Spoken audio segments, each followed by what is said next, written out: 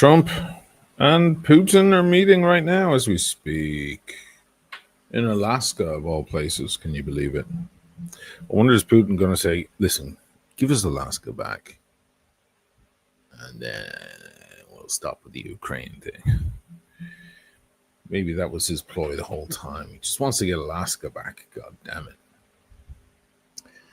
How are you all? Happy Friday.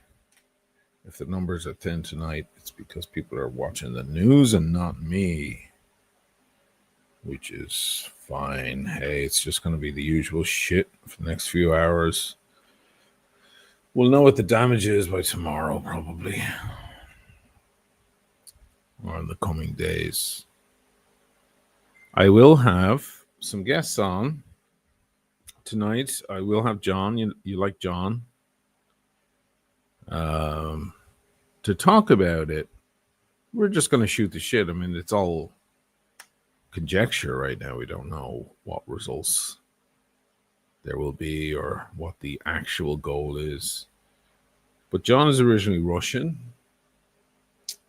then lived in Israel for some time, and now lives in the United States and works for the U.S. government, as you all know.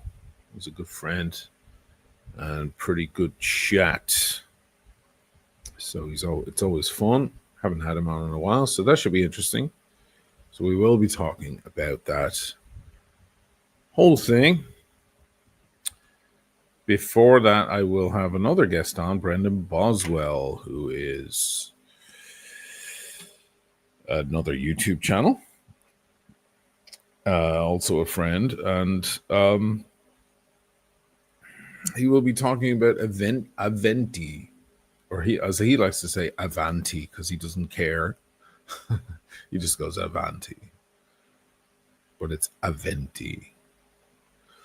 That weird watch brand that was forced on us by producer Michael, Kevin O'Leary, and others a couple of years back at this point, up to like 6 months ago. Anyway, they're in deep shit now. And it's really, really ugly shit, gotta say. Not good. I thought at first perhaps they're just, they ran out of money. You start a business, there's no guarantee it's going to succeed. You never know. And then you wind up as the bad guy because you can't pay anyone and you can't can't meet your fulfillments. You can't deliver. You can't pay your staff, and then you go bankrupt and everybody hates you. And that's what a lot of people go through when they start a business. But it seems it's worse than, I thought maybe it was something like that, but it's worse than that, actually. It seems to be a bit of a scam, the whole thing. At least that's the way it's appearing. So in about 10 minutes, I'm going to have Brendan on because he knows it all. He's been following it all. He has a whole group of victims that he's been communicating with and getting all the info. Philip Manning in first out of the gate with a PayPal direct. The Timeless Watch channel at gmail.com is the PayPal. If you feel so inclined, that would be very nice, actually.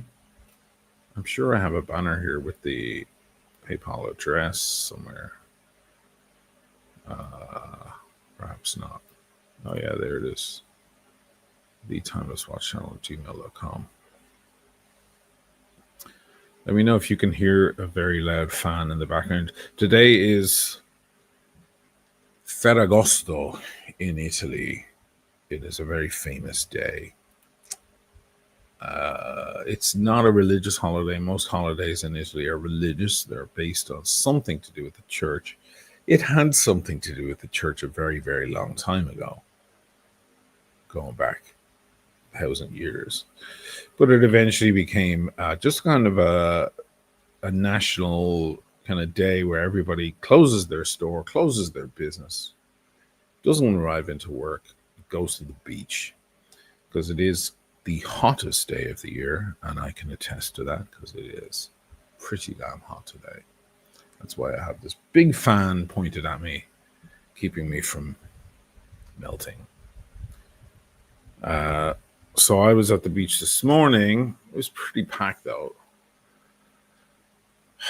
So I was like, you know what? This is not. I'll go again during the week when there's no one around. I'm a lucky guy. I don't have a working week per se. So I get to go to the beach when everybody else is at the office, kind of thing. August is already a kind of a dead month for a lot of Italian towns because it is very, very hot and a lot of stores close up for the whole of August. Your favorite store, travel all the way to Italy only to find it closed till September. Or the 25th is when 25th of August, when a lot of places reopen. My friend Simone, for example, who has the Frollo watch store, I get a lot of watches from, he closed yesterday and he's gone to the mountains. And he'll be back on the 25th. That's just such a typical thing for them to do. Have a little tequila tonight.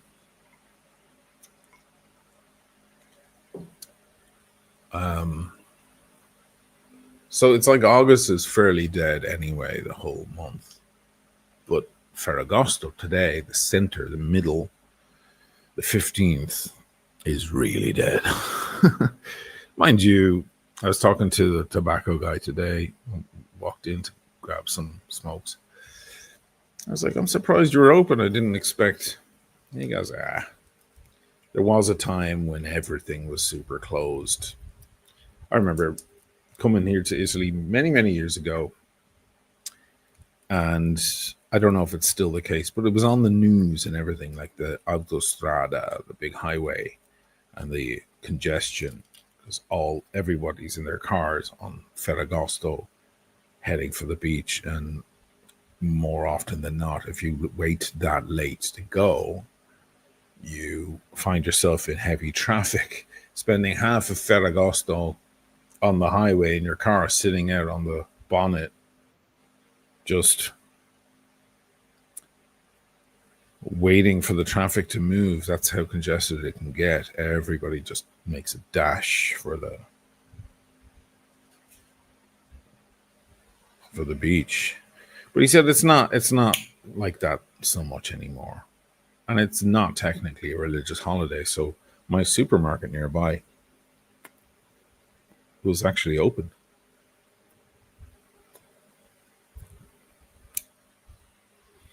I like puffing into the cigar and then finishing my sentence like that.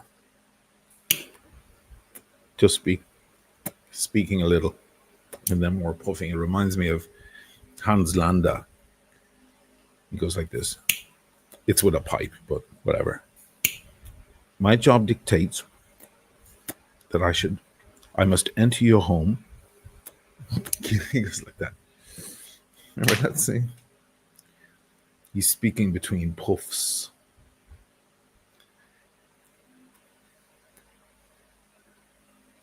Let me just see who's in the room. First of all, what am I wearing? I'm wearing the Chiara Nardo, the CN Orologi.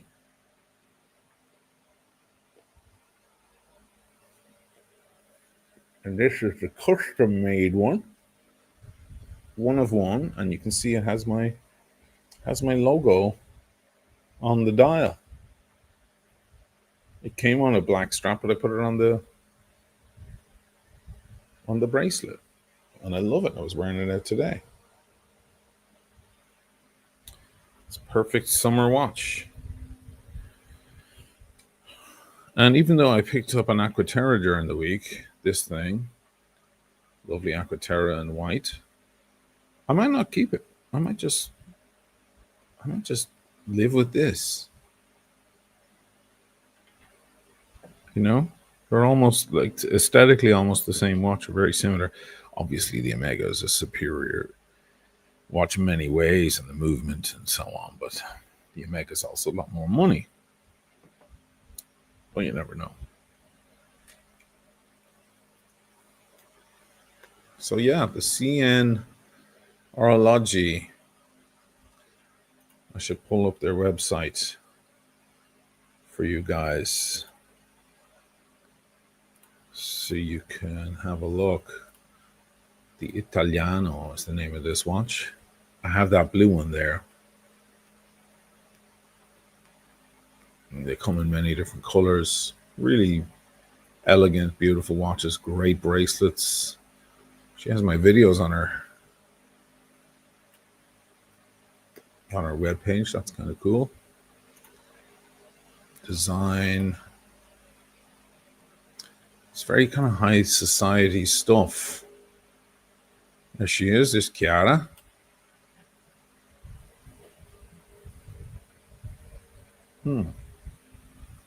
Try that again. That's Chiara.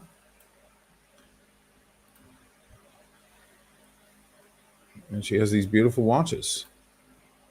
CN Orology. One was featured in my Cartier video where I got the Cartier drive. So anyway, she sent me I have the blue one here too. It's on the strap. That's the blue one on the strap. Love it. Love this, especially on the blue strap. But she also sent me, because I guess a lot of people are responding well to the brand. She sent me a little gift and put my logo on the dial. How lucky am I to have a woman like that send me a beautiful gift? Happy days. So as I said, in about 45 minutes, I'm going to have John on. We'll talk about Trump and Putin, not in a heavy way, just shoot the shit. He knows a fair bit about this kind of stuff. He does work for the U.S. government in different sectors and has over the years in different sectors. And we can just talk about that stuff in general. And before that, we'll be talking about AVENTI. Or as Brenda Boswell likes to say, Avanti, which is Italian for move ahead. Avanti. Remember the film Leon, the Professional,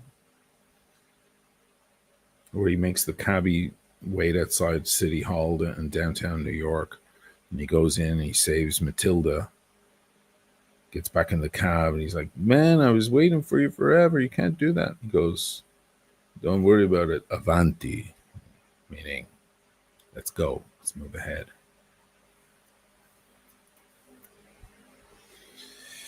Daniel Gutierrez, Chiara's gorgeous. Yeah, look at those eyes. Sophisticated Italian woman. She's celebrating Ferragosto today in the classic Italian stylish way, because I saw on her Instagram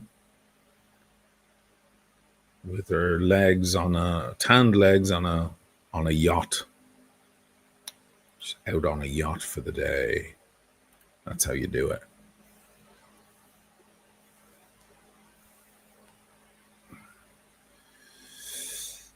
Johnny B. Scotland. How's things, Ocean? Been looking forward to your stream all day, loving that vintage Aquaterra. Yeah, I'll stick it on now in a sec. And you guys can tell me what you think. Do I need to steal shiny white dial watches, or is one enough for a man? I also have some other watches to show you guys. So I'll pepper those watch things in between subjects. How about that? That way we talk about something meaningful and something fun. It's a win-win. I've set the chat to members only, not members, subscribers only. So if the chat is a lot less populated, it's because many people like to comment, but they can't unless they've subscribed. It's very easy. Then you just go over and hit subscribe and wait a few minutes, and then you can chat. But I figured that might be a good way to motivate people to subscribe. So before we talk about AVENTI and the complete disaster that it is, let me put on the Aquaterra and do a comparison. Let's have a little watch fun first, okay? Spoonful of sugar helps the medicine go down, right? So this is one of the early Aquaterras, because they've changed form slightly over the years. And I like the old ones, surprise, surprise. This one doesn't have high gloss center links. If you think of Jody from Just One More Watch, he got one of the later ones that has polished center links, and he had them brushed out to satin because he didn't like the blinginess of it. He's a modest man, our Jody. Hello and welcome. He's still going strong, which is great.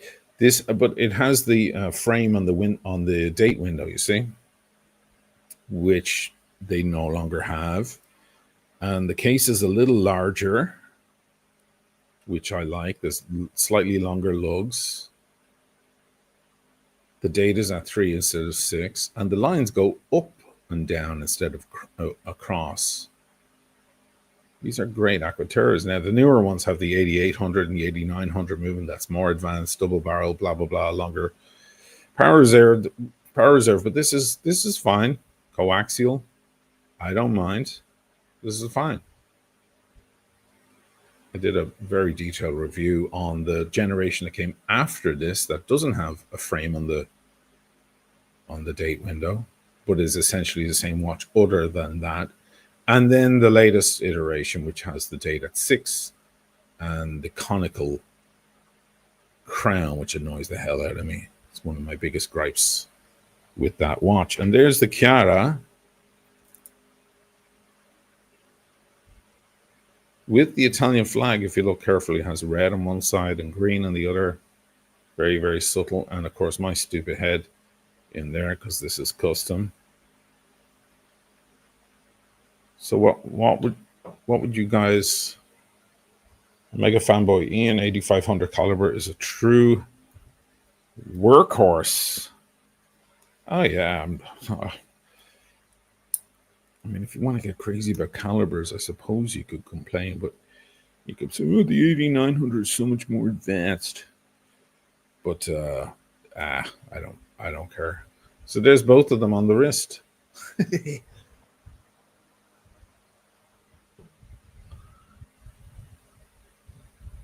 So you have to say that the Chiara's bracelet is a bit more impressive, isn't it?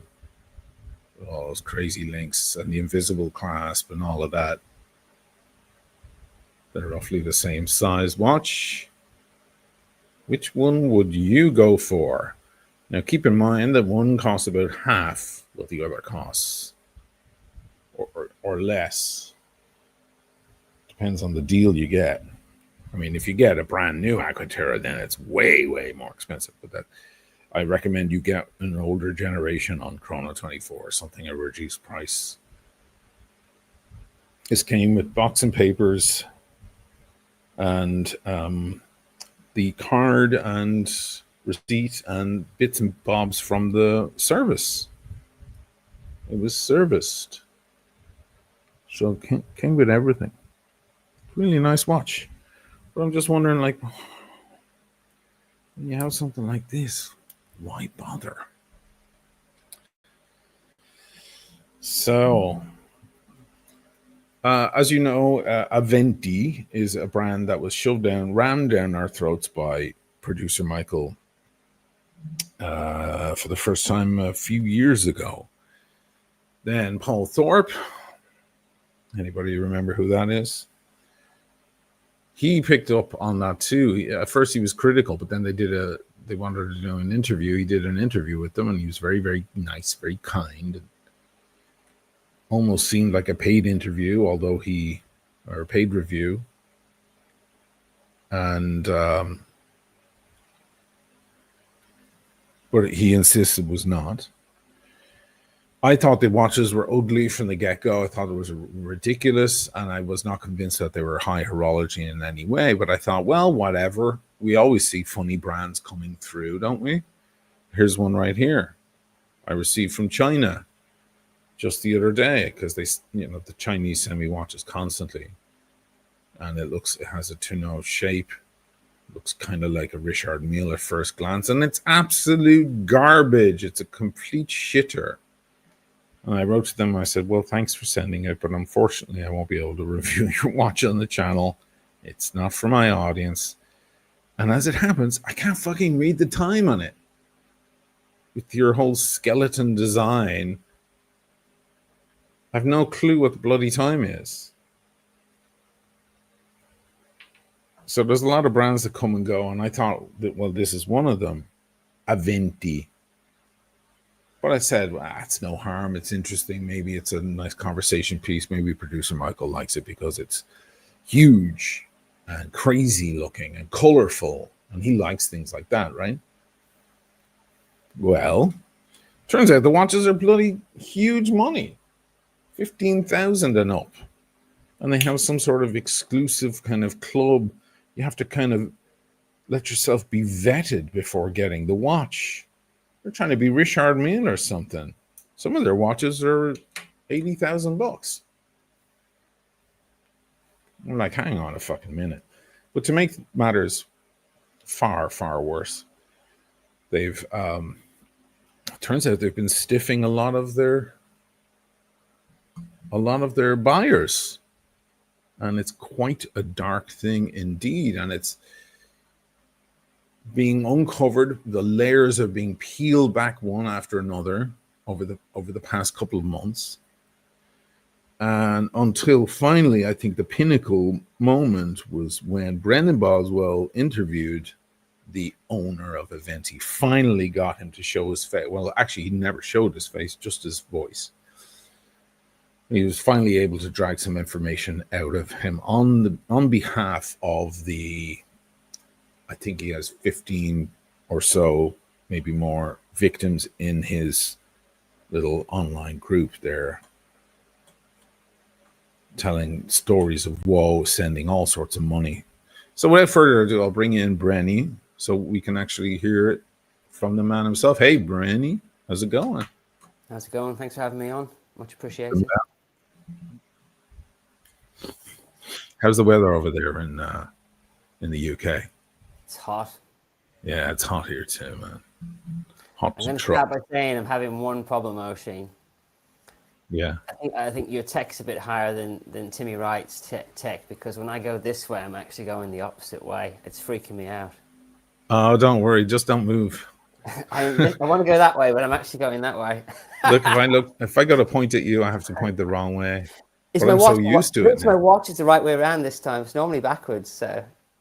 So you wear your watch on your right arm? Yes. Ah, okay. Because I'm a tifo. So it's the right way around. Yeah, it's the right way around. But I don't look like myself. That's the only other problem. I look older. I look younger on Timmy's show. I was going to say you look younger than normal. So there you go. We don't know how we look. We don't know how we look. When I see myself in some weird photo or some, gas station security camera TV, I'm like, that's not me. Yes, it is. You fat bastard. I just got in big trouble because for 3 years in a row we go for a family dinner, and every year I do this in the family picture. And I finally got caught out this year.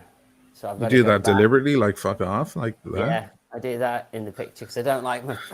But I've been caught out this time. So apparently I ruined the family picture. So I've done it every year. I think it's funny. I find fake family pictures of everybody being happy that you don't see for an entire year, people you don't even speak to, that you have to all get together and do this fake family picture. But apparently the picture wasn't for me, it was for my wonderful mother-in-law. So next time I promise I won't do it. So yeah, so I'm just saying I don't actually like seeing myself on camera, and you just can't take me seriously sometimes. So. Andy London, the man of the moment. Yes, he certainly is. This is Brendan Boswell. Go and sub to his channel. Mega fanboy Ian, the man, the myth, the legend, Brenny. Howdy, Brendan, How's it going, says guys? Ray. And Andy Lona Brenny calls out BS wherever it lies. I fully agree. So let's get straight into it, man. I mean, Okay. it's been difficult to keep up with the developments. You're putting out 2 or 3 videos a day in the past week about this as stuff unfolds. Mm-hmm. Mm-hmm. What do we know now? Was AVENTI a complete money grabbing scam in the end that has just revealed itself for what it was? Or were they trying to make a good watch brand and be upstanding fellas, but they just got in over their own head and fucked it up and didn't make the right choices? Because I think there's a distinction to be drawn between those two things. What do you think now that you know it all?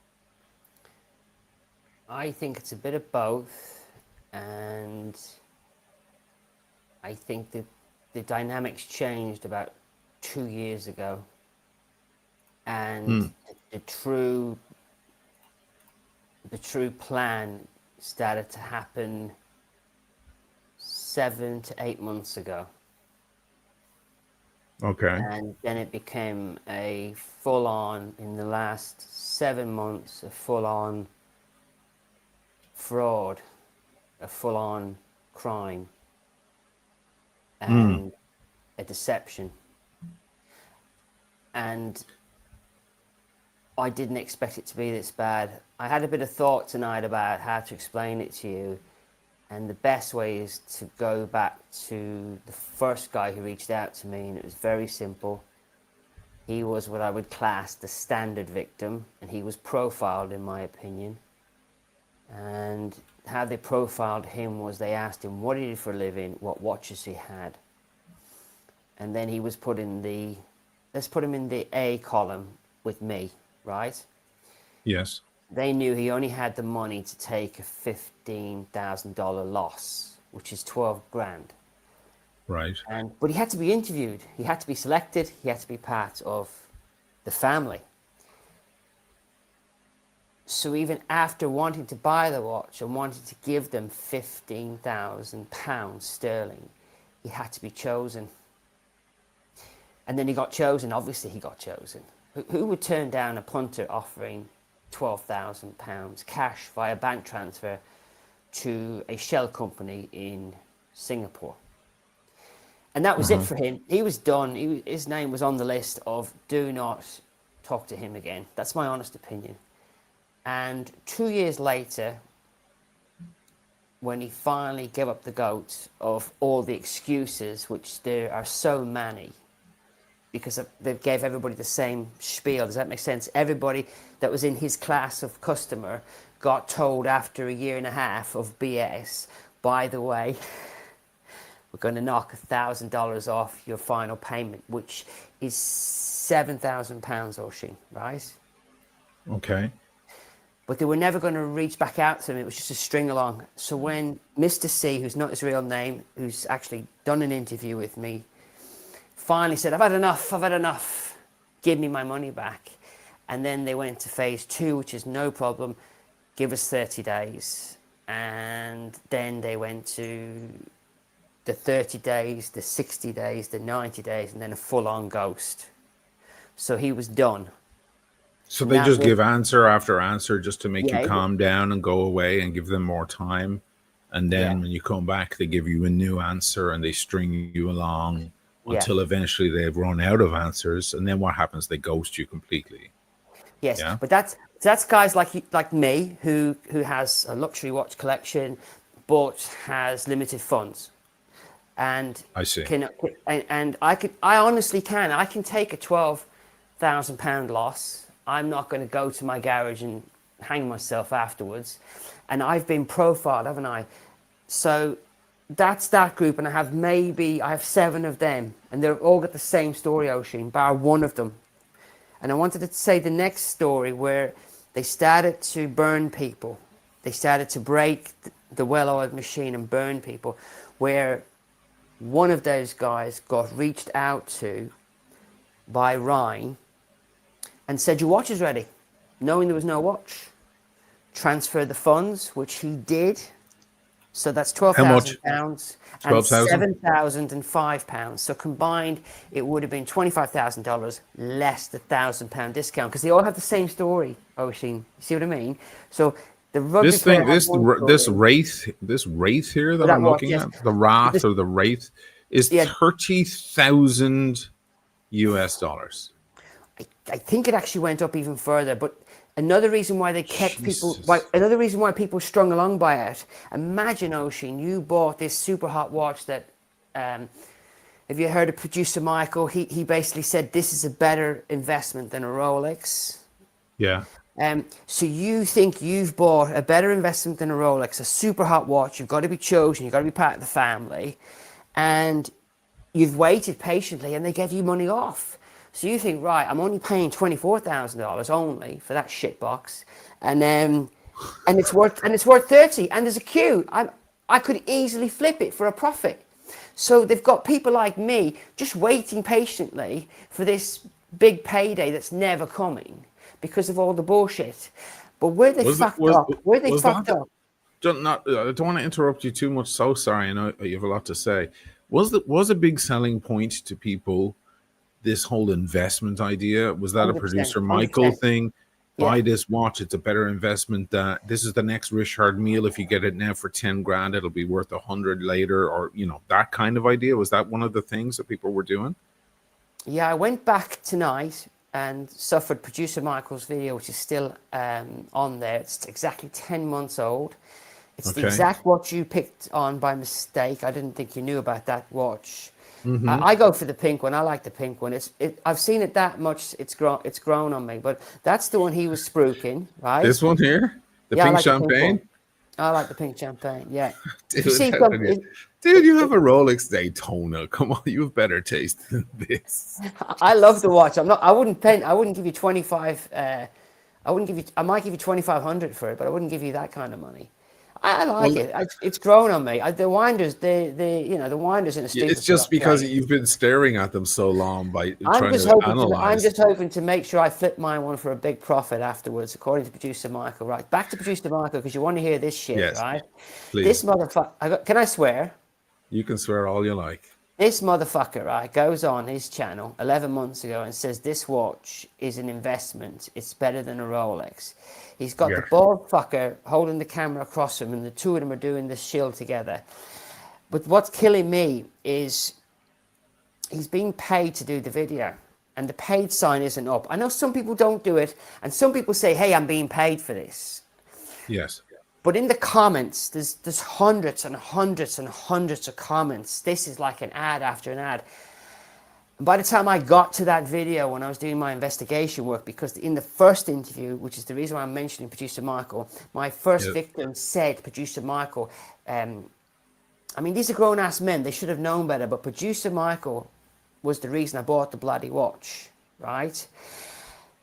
And now when I went back to look at the video, it's got the paid up. So somebody thought, oh, no, we have to put the paid up now. So they put it up after the fact. But there's about 300 very clear comments on there saying, this is a paid, you should be ashamed of yourself. And what I've actually found out and what I can confirm with everybody is that not only was that a paid video, producer Michael was paid per watch sale, and he was averaging 1 to 2 per month in a kickback. He was getting a percentage. Yes. Commission. 100%. And I'm not 200% sure of this. But that makes sense to me. He owed money. That makes sense to me because when he first, I used to watch producer Michael a long time ago, and just because he was showing such incredibly expensive pieces, like stuff in many cases I couldn't afford. And all of a sudden, he's showing AP and he's showing Jacob and Co. and all of these kind of crazy pieces and lots of Rolex. And next thing, this AVENTI thing comes out. The name is silly sounding to me. The watches look completely ridiculous. And I was thinking, what the hell? Is this secretly his brand, or does he own shares in this company? Is he trying to cash in on this new popularity on YouTube in the watch space? What the fuck is going on? There's definitely, it's not like he came across these watches and went, that's cute, and just decided to talk about them, right? there's definitely, it just seemed like too much of a push, too much of a stretch. And I thought there's money in this for him. He's clearly using his platform to promote this stuff. I never thought anybody would buy any of them because I think they look completely ridiculous. Are you But you sure know you? what? There's no accounting Ocean, for personal imagine you're a taste. normal Ocean. Imagine you're a normal guy, right? Yeah. And you've been told by producer Michael, if you're lucky enough to be selected by the family through the concierge service, which he was, you can't put his content up, but at the end of the video, he mentions it like, again. You know, you've got to be lucky to be chosen to buy one of these, and you believe all of that BS. You think you've got a surefire investment. Yes. Are you telling me you still wouldn't buy it even if you thought it was a shitter? If you got selected, if you got hand selected and hand chosen, are you telling me you This would thing turn is that? $48,500. But there's one last thing. Producer Michael also in that video alludes that you can easily flip it for big money. So you've been told that if you are selected, you can't lose. It's almost like buying gold, and then the gold is worth double the next day. Sure, Are you yeah. telling me you would not buy that watch? Of course you would buy that watch. And when If that you dip thought you for were going to make reading, money on it and it was a safe 100%, thing, then you yes, could wear it for 6 months, sit around and watch it appreciate, just like the watch that's on your wrist right now, or many, many watches that do yeah, appreciate. Certainly, if they're a very hard watch to get, if you're assigned a Le Mans Daytona from your AD, you're going to take it. You may not have the 50 grand lying around, but you'll beg, borrow, and steal to find it because once you bring it home, it's already worth 5 times that. So we're all very, very familiar with this phenomena in the watch world, but I feel like that phenomenon has been taken advantage of by these Aventi guys. They saw that as a weakness in many men who had a lot of money lying around and didn't want to know what to do with it. Now let's correct. get down to the hard facts here about Well, I want what to do has one last happened. thing on producer Please. Michael. I didn't turn on producer Michael because of this video. I turned on him because he's a twat. And I turned on him because he used to like his videos. And I Yeah. saw every one of his videos till I realized what he was up to. And the reason how I turned on him was completely different.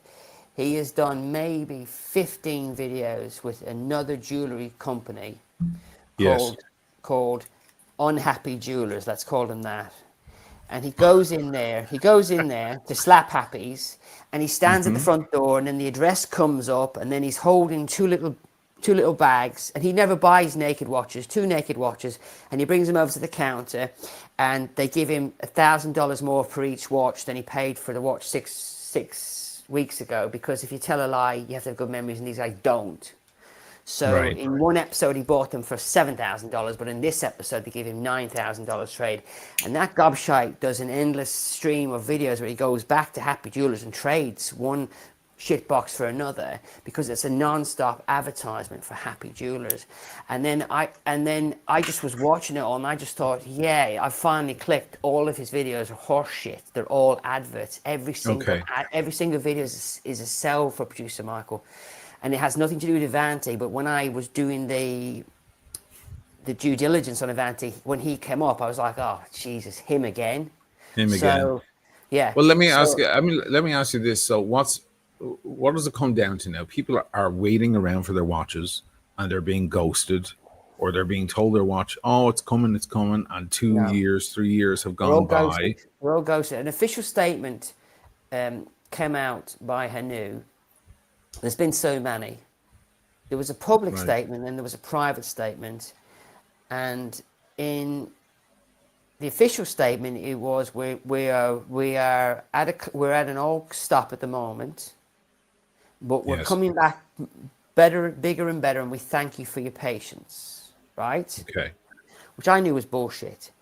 Right. And then for some, I'm doing my stories, I'm doing my interviews, and then Hanu puts out a private email to his customers saying that Ryan is basically no longer with the company, never was with the company because he's... Ryan is one of the main guys, right? So there's two. There's Hanu and there's Ryan on the top of the castle, Yes, correct? yes, Okay. right. So I'm going to try. So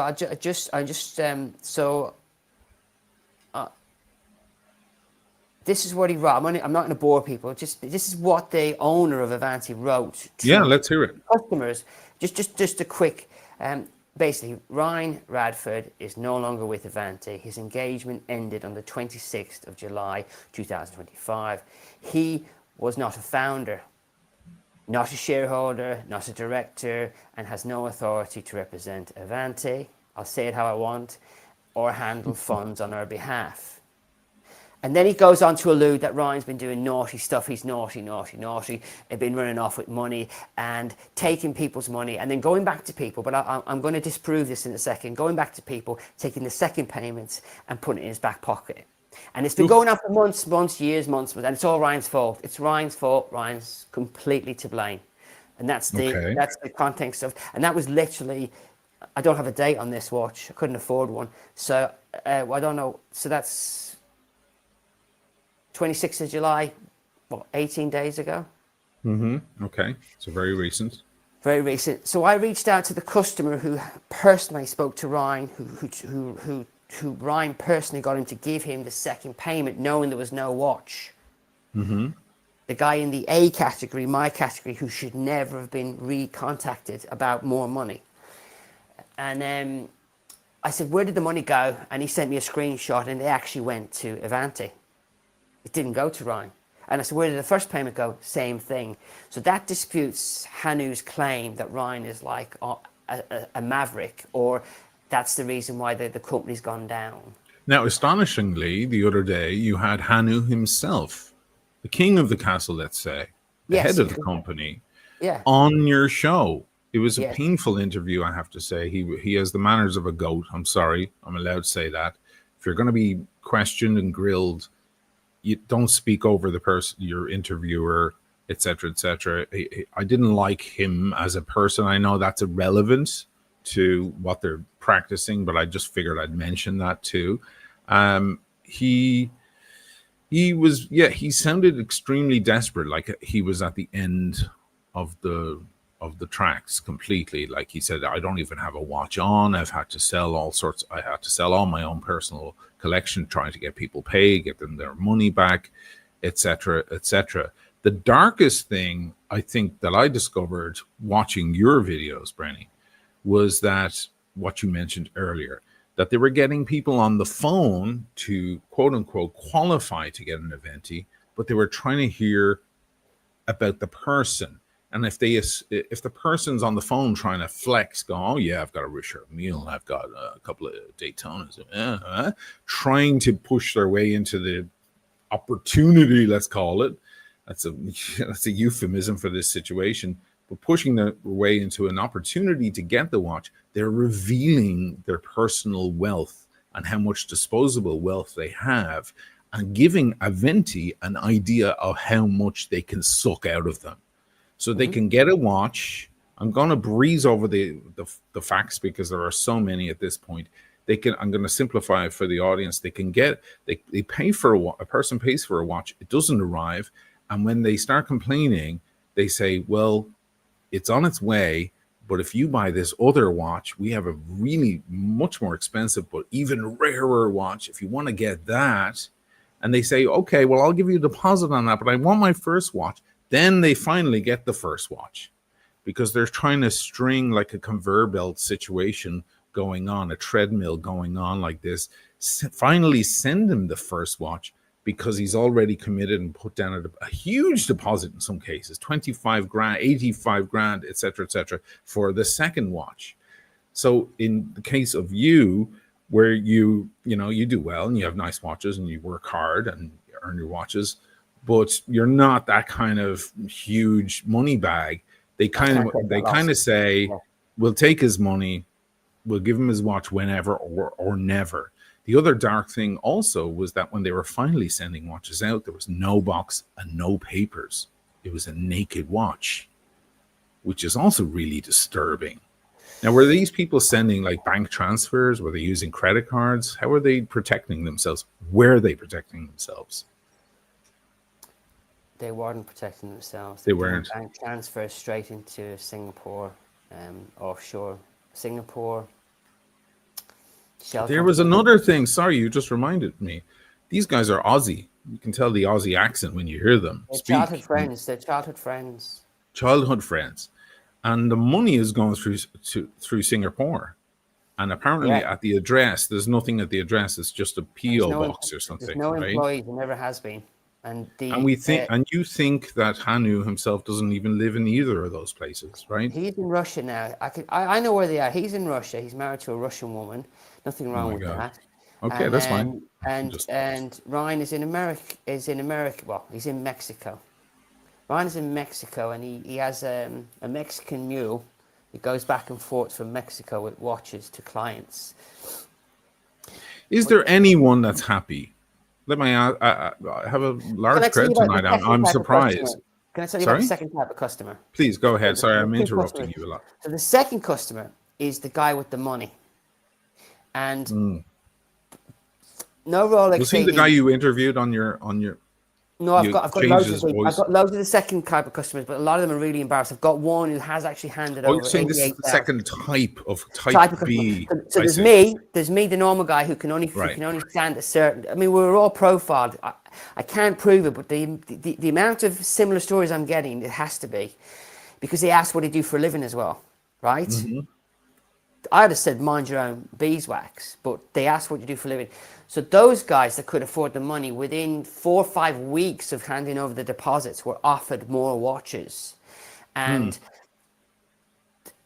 the spiel was, because you're now part of the family, you've got access to other watches. And I'm not going to go off track, but I'm going to tell you one story where this guy bought loads of Avantis. He ordered Avanti from Avanti themselves. He was buying them pre-owned. So he ordered his first one from Avanti, some of the new generation ones that were announced by Swiss Watch Gang, that other tit. And that watch didn't come, but then he got offered another watch because he's part of the family for 15,000 on top. He said, I'm not giving you any more money unless you give me that watch. And then that watch turned up. But what's crazy to me, no box, no papers. And then he Right. still handed over another $15,000 for the next watch. Did he feel forced to hand over that money in No. order to? No, because you got to think, in his hand was a watch that was worth a lot of money at the time, allegedly. So, and the box and papers are coming. And a lot of them have said back to me that it's not a Rolex, so really I don't need the box and papers. I don't have to prove it's fake or real. It's a real watch. I'm like, if it ain't got box and papers, I ain't fucking buying it, right? And I don't know how you can say it's made in Switzerland with no box and papers, because I'm assuming the watchmaker's going to give Well, you a fucking cert to say it's from Switzerland, box right? and papers has many uses. One of them is proving whether it's real, but that's not the only. Where it's made, maybe. Would be Yeah, good. right.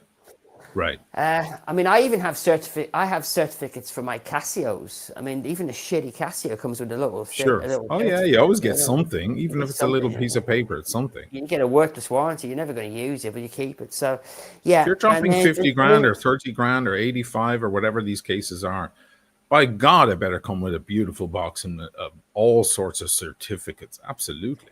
But these are watches that are only access to you because you're a family member. You're part of the family, right? And then he got offered another bloody watch, and he gave him another $10,000 deposit. And then, for the grace of God, he saw sense when they reached out to him again and offered him a real shit box, which is the I can't remember the name of it. They call it. I sent you a picture of it today. The Golden Tiger, is that No, one no, there? it's an off. Oh, these are Ghost? off catalog. No, Oisin, these are off catalog watches. The Off rainbow catalog. Okay. the rainbow I shit see. box. Yeah, with not. I mean, Yeah. if you look at the way the I sent you a picture. If you look at the way all the jewels are done, there's not one green emerald the same fucking color. Yeah, and then I see. so they offered him that, and he had the sense. He had this fucking sense to say no. Yes. So he is today ghosted. He is today with one watch, with no box and no papers, and 2 watches outstanding, and no watches, and ghosted. And how much money has he given to Aventi thus far in total? Exactly $25,000. I'm going to bring in our friend who I'll be discussing other things with him later, but he is also a I'll bring him in on the conversation if that's okay. So we can all 3 of us can talk. He's in law and enforcement in the United States at a high level. He's not just a police officer or whatever. No offense to police officers or anything, but he's at a much more important level. But I can't speak about that directly. I can't even say his real name. You guys know him as John. Hey, John. Hey, how's it going? How are you, brother? Good, man. Good to finally talk to you. I feel like it's been a while, It's been a while. good to see you again, Brenny. Although you're not seeing me, but for the purposes of this conversation. And I think I spoke to you a little bit on Tim's stream. We talked a Really? little about it. Yeah, or maybe I was on first and then you came on after. So I got to tell you, when I'm on Tim's stream, it's late. I'm already tired, and if I'm on It there goes for on 3 for hours hours, and hours. yeah, Tim. he had me on there till 4 a.m. last Sunday, and I wouldn't want to watch it back because I don't Yeah, think no, I'm eight making a lot of hours. sense. 8 hours talking to anybody is excessive, Yeah. especially when you're having to do it online. But good to see everybody. John, what's your assessment of what you've heard so far about the AVENTI situation? I Coming feel from like a law enforcement, I, legal point of I view. I feel like we've all seen this movie before, and it's Sure. surprising how these scams repeat themselves and people fine tune the edges, and more or less the core essence of the scam stays the same. Um, I would say there's kind of two things that are diabolical here going on at the same time. One is obviously the company. Again, if they're perpetrating fraud, that's a whole discussion in and of itself. But the second 100%. is the endorsement of prominent YouTubers and watch celebrities and even people as high as Kevin O'Leary. Yes. My heuristic on that has always been that there's a reason why insider trading is illegal. When people have really good information on how to make money, they tend to not publicize it. They tend to keep those things to themselves. If you come up with a business idea or some sort of invention, you patent it. You have a skill set that you're harnessing for money, you're going to keep that to yourself. You're not going to spread it to other people to, dilute the market and essentially create competition. So when people see these things being advertised as investment pieces, that should kind of clue them into that the investment is not necessarily the product, but their commitment to the investment is what the investment is for that person who's spruiking it or promoting it. So it just becomes advertising, because if these watches were the next hot ticket and somebody like producer Michael or Kevin O'Leary had the inside track, they're going to maximize their profits before they share it with people publicly. So, that to me is a red flag right away of, hey, this is the next big thing. If this is the next big thing and I have Kevin O'Leary's money, I'm buying 20 of them, putting most of them in the safe and then holding on and waiting for the value to inflate and then sell it. I'm not going to tell everybody to get in on the ground floor with me. So, Well, to look at it from their angle for a moment, not play the devil's advocate, but almost maybe they thought by having people like producer Michael and the people he was rubbing shoulders with, like Kevin O'Leary and others, they could create the the myth about this yeah, amazing the brand. artificial They demand. could artificially make it the great thing to get. They could actually Yeah. make it actually manifest itself in front of them, was perhaps the plan. I'm just Yeah, and pontificating it's hard here. to say because again, I heard you guys talking about earlier, which is it? Is it the failed business plan that, Mhm. they just didn't want to pull the brakes on and at some point just realized, okay, this thing has gone off the rails, but we don't want to admit it and we're going to just try to salvage it as best we can? Or was it a scam from the beginning where they weren't going to make watches. There was no watchmaker. There was no product. It was basically, just a scam from the very beginning.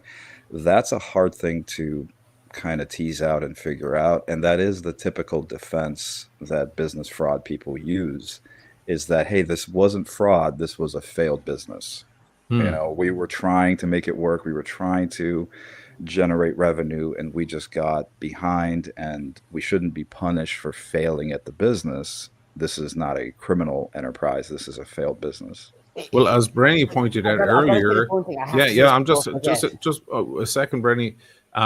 As Brenny pointed out earlier, he feels like it flipped at a certain moment, that perhaps it was genuine for a good while or had some spurious aspects to it, but then it became full on fraud when these guys were in serious debt. Sorry, Yeah. go ahead, Brady. Yeah, it's just because my memory's terrible. So you sell a watch for delivery in a year's time. Why can't you just go and make the fucking watch and deliver it and supply it? If you're not about to commit a major fraud, why go and make another 15 completely different versions of the watch that are double, triple the cost, and then start to reach out to people trying to sell them watches when you're alluding that you can't even make the first fucking watch and supply it? So there's no excuse for this. It's out from 2023 onwards. It was a planned crime, if you ask me, because if you're a startup and you start making watches, you make the fucking watch, you supply it. You don't start telling people you've got manufacturing problems, you blame everybody but yourself, but then you're creating new watches all the time that are going up by $50,000-$60,000 to get more money out of people, and then not supply them either, and then maybe supply one or two of them with no box and papers. So I, like you guys, thought all that at the start, but now that I'm seeing what I'm seeing, you know, what kind of a startup would do that, guys? Create the first watch, never ever supply it, and then start making more watches they can't make, unless you know what you're doing, unless you've got that intent to never supply.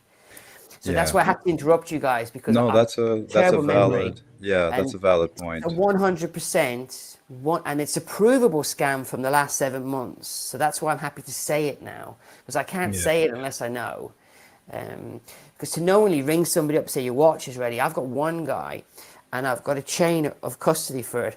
He gave him $50,000. He then gave him $30,000. He's too embarrassed to come on the channel, but I'm in contact with him. Lovely guy, and I know for a fact that when they reached out to him, his watches was in 3 different pieces all over the world, but they still took the money. And I see the email they sent him saying your watch is ready.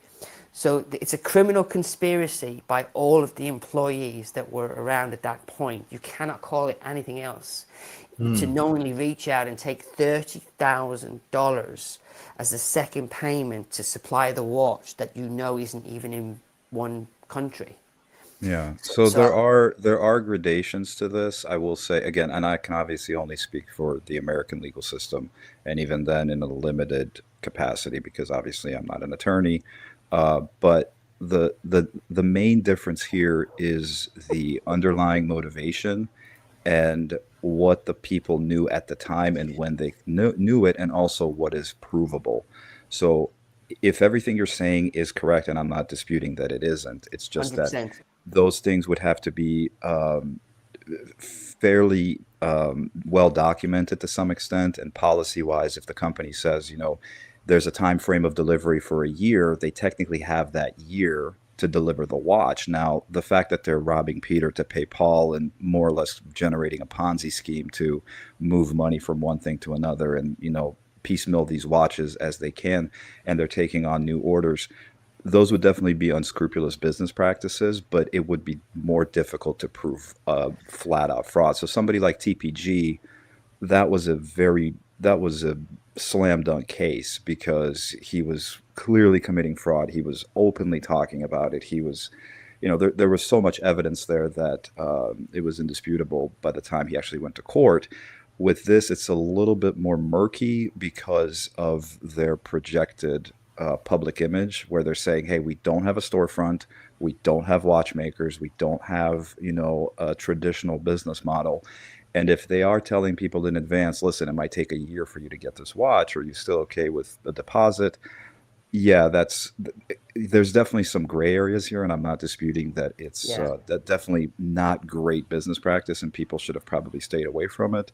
But if this was taking place in the U.S., this would be a tougher case to win or prosecute than the TPG case, just based on what I know at the time I know it. Yeah, and I don't have a problem with you if they took all the first payments from everybody, and if I was stupid enough to send $15,000 to Singapore, and then they went bust, that's fine. I even when I interviewed my first interview, what I said off the record to him, I never disclosed. It's when they went to the second phase of taking the money, knowing there was no watches, that's to me where it changed to a Yeah. criminal. And And that's where it could potentially cross that line, because if they realize that there is no product and they weren't transparent with that with the customer, that's where the fraud could come in. Because if they offer you a refund, or they say, listen, we're building the plane as we're flying it so with this company, and these things after are the not really 2 year working out. wait. So do you know after the 2 years wait, when you asked your refund, you were given 30 days, and then it was 60 days, then it was a full on ghost, and no return of any emails or Yeah. calls. So at that So, point, that's a so problem. Yeah. yeah, I'm pretty sure none of my guys know they're getting the money back. I think they've all woken up. There's no money coming back. Now, But you mentioned there is one guy, just to outline to the audience, because they don't have all your info. Maybe they haven't seen your videos. I recommend everybody does go to see Brendan Boswell's channel. But to outline, there's one guy he's in 85,000 deep, correct? yes. There's Brendan Boswell's channel. Go over and give him a sub. You'll get daily updates on this, or almost daily, sometimes 3 times daily. Oh, the 3 times a day were the ones I had to take down because I was under copyright attack. And when Yeah, these guys are coming after you too, when, right? Yeah. when Swiss Watch Gang threatened me with a copyright strike for using his content to highlight what a tosser he was, right? Yes. I had already received 2 copyright strikes from another guy I'd exposed, and one more strike would have been over for my channel. Yeah, you got to be careful not to So I had to lose take your everything platform. down. Yeah, so now I'm copyright strike free because I fought everybody. I Good. can now I re-released certain individual videos that are basically complete tosses, and I can take a copyright strike if Swiss Watch Gang wants to go after me, and I'll fight that as well. Let's But talk about that for a second, but let me just confirm. So one guy's in for 85 grand, correct? yes, There's one guy he's thrown in 85,000 and he hasn't seen a thing, correct? lovely lad, and a young fella as well. He's in his 30s. Good for him that he can throw away that kind of money on these watches, but I feel bad, he's lost that money. Let's talk about the other watch YouTubers. So I can't show them on the screen because I can know tell you I all know firsthand that producer Michael is quite a litigious and vicious character when it comes to copyright strikes, because he did that to me even after I got permission to do a reaction video. We're going back 4 years now, but I haven't forgotten it. So I'm not going to show him, but there's producer Michael. Certainly he was the impetus. It started with him as far as I could see. Then he was rubbing shoulders with Kevin O'Leary, and he was handing him watches. The timeline is then Swiss Watch Gang. Swiss Watch Gang. Michael, Swiss Watch Gang. Then it's a lot of other people, and then Kevin O'Leary was. Who's that little shitwit who made a video about you? And he made another video about me, the shitwit, because he wasn't. He didn't understand. You want to say his name, because I don't give a shit. You can say his name right here in front of a lot of people. Yeah, all things random, but he's random. He's just dumb. The guy's dumb. The guy's just too stupid. Yeah, but the funny thing was, he watches all my videos. I don't know why I've got a guy with 30,000 subscribers watching my videos to hate on me. Go and look at do your own videos. It's because you presented threat, because they know they've done something wrong. That's why, Brenny. But these guys, the funny thing, I watched the video, or a couple of the videos that you brought to light, and it really felt like a promotion. It wasn't just, I came across these are interesting. That's not for everybody, but whatever. It was really like, this is the greatest thing since sliced bread. You should buy one of these. And I was like, oh my God, what are these AVENTI guys giving these fellas? And what are they giving producer Michael? Like, how do you come out of the gate? Like, I'm wearing a Chiara Nardo right now. She's out of Milan. It's a small brand. The watches are $1,700. It's a modest micro brand, very stylish, very nice. If you don't have the money for an Aquaterra or a Rolex or a Datejust or whatever, she would love access to producer Michael and other channels. But that would come with a huge price tag on it, especially with producer Michael at the top of his game when he was getting 400,000 or 500,000 views per video every single day. It was like, when I saw Aventi, I was like, whoever these guys are, they have an enormous fucking budget because they're able to pay a guy like that or offering something so beautiful, so juicy that he can't turn it down. And He they was did selling them that with through a his couple of website. channels. Mm-hmm. He was selling the earlier models because Aventi had been around 7 years. The original Aventis, I really don't like them. I really think they're shit boxes. I know I said the new ones have grown on me, but producer Michael sold the original Aventis through his website for years, and then he started to spruik the new ones, right? But I can only say this. I can only go with facts. I know that producer Michael was paid for that video, and I know he got a kickback. I can't say that he got that watch for free, but I can tell you that the Kevin O'Leary watch, the red one, the red sapphire one, he got that for free. That was a gift. I heard the guy say it on your 40,000. channel. That's in Kevin O'Leary's brain. That's a 40,000 asset because it's a one of one, a piece unique. You know all that bullshit he loves, right? Right, so right. if the standard one is 32,000, like you just said, and he has a piece unique, and I guarantee you he's got boxing papers for his one. He just thinks they've given him 50 grand for nothing. And if when I spoke to Hanu, he said he really loves the brand. He's a friend of the brand. I wanted to do that for him. And my first instinct was, if he's a real friend of the brand, why doesn't he bail you out and buy your company? And it's beyond that.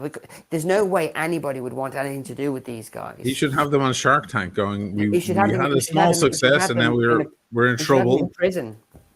Can I just tell you one last thing funny? This is funny though. This week, Ryan, who doesn't work for the company at the moment, is in touch with a customer who he sold a watch to a couple of months ago, naked with no serial numbers. And then he sold him a box later. But this week, he's trying to get money off the same customer who won't listen to me, who I haven't invited into my group because he's a nutcase, for a payment so that he can provide this customer with paperwork from Singapore. So even though Hanu has put out a statement saying Ryan has robbed the company and has run off and no longer represents us, the other fuckwit is trying to get more money off a previous customer for the paperwork. And the only reason the customer won't listen to me is he's got it into his head, Oisin, that if he can just get the paperwork together, he's got himself a very valuable asset. He's got himself a one of one without it's not even got a serial number on the watch. So I don't know where what paperwork's going to be. There's no serial on the watch? No, because without boring you, that same watch allegedly was paid for a year ago, and because the guy kept hassling Ryan said, listen, I haven't got that watch, but I can give you an X-display model, and Ryan wanted cash for it, and apparently this is the truth. Ryan said the guy from Mexico with the watch to collect $2,000 in cash and the rest in the bank transfer. But my point is, how stupid this company is this week, Ryan is trying to get money for the paperwork. That's how stupid it is. It's like a bad TV show. He's trying to get paid to provide the paperwork in the box. No, he's already provided the box. Okay. He's now trying to get paid an additional cash payment to get the paperwork for this customer who I have told Ryan doesn't work for the company anymore. You know what? I want to turn to John for a second. You know what this reminds me of, John, is that same thing that came up with TGV, and that is this feeling like it seems to certain people that it's okay to steal from the rich, like to say that guy's got more money than sense, I'm going to rip him off. You know what I mean? Get the echo. Yeah. It all reminds me of like the NFT craze, these non-tangible tokens, the animated NFTs that everybody was buying up in bulk and thinking that they were going to be worth millions of dollars, and it was a picture of a monkey, and then everybody kind of came back to sanity. But yeah, I'm sorry. What was the previous question that you were asking with TPG? No, it just seemed to me with TGV especially, it didn't seemed like he had an issue because he was looking at, and I've experienced this with other characters, Spears characters in the Watch world, that they kind of look at the guy and they go, he's doing fine. He can Yeah. handle a little damage. He has the resources. Yeah, and I think we Yeah. talked about this with TPG, and I think with TPG, for lack of a better term, he fucked around and found out, is Hmm. because those people that have that disposable income and they aren't necessarily mortally injured when they lose tens of thousands of dollars, that cash flow comes with resources. That cash flow comes with power and political connections and friends in different places. Right. And to them, the insult is not the financial loss; it's the ego, it's the injury of being scammed. Yes. And those people are much more vicious and litigious, and they have the output capability to go after you. You rip off somebody who, you stole their last $10,000, they have very little recourse, and they may not have, the ability or knowledge base to even know how to retaliate against you. Hmm. You rip off a guy in Beverly Hills who's, an attorney or a judge or some sort of business person, they have friends, they have connections. They know a guy who works at the prosecutor's office. They know a guy at the FBI. They know somebody who works in some sort of corporate law, and they have those little enclaves of friends in almost every industry. They have those friends in the medical industry, in the business world, in the finance world, in the legal world. So that's a dangerous demographic to fuck with, especially when it comes to white collar crime. And you got to flip that heuristic on violent crime too. That's a guy you might be able to get away with robbing with a gun because he's probably not going to be a physically violent person like somebody who's, a 20-year-old kid who might fight you back, or maybe, a veteran who might have a gun on him as well. But the Hmm. financial side of it, the white collar crime, it's a it can be a slippery slope there. So I think this might be the same thing, depending on who the clientele is here and what they want to do about it. There are avenues to pursue here, and this is the other red flag for me with any kind of business like this that's so decentralized. Why? Right? Why are you so decentralized? Why don't you have a boutique or are talking about building a boutique? Why don't you have watchmakers? Why aren't you looking to create that? What's the concealment there, right? Because That was part of the there, show. If you yeah. listen to the videos, they're saying that's the uniqueness of the company. It was So that's every of course every how they're possible marketing it. negative was Yeah. sold as a positive. If you watch Swiss Watch Gang's video, every negative was sold as a positive because he said they don't have the restrictions others have. So it's basically everything that was black was white to the Yeah. YouTubers, and it was explained a different way. But Oshin hit it on the head. And I've got to be careful because I'm up to more stuff and I can't let people know what I'm doing. But I can tell you this, Ocean's right about profiling because none of the guys in my group are as upset as I would be. And a lot of them have wrote the money off. And the ones that, even the guy that was done out of $88,000 has already wrote the money off. Wow. Um, and he even did something for me the other day that I turned down that was shocking to me. And he made a flipping comment that if they'd have supplied the watch to him as promised, he would have bought two more. Mm. So they did profile people right. I have another interview I'm going to be doing, and he said the same thing. Yeah, they asked me what I did for a living and everything. And so they can take the hit, Ocean. You hit that on the head. Now, the guys in my group, because they're all together, we're looking at getting retribution. They're pretty sure there's no money coming back. Can I ask you a Hmm. question, Bernie? And Yeah, again, if you can't answer, by all means, don't. I don't want you to, yeah, it's all good. expose anybody's personal life or anything. But when you were speaking with these people, was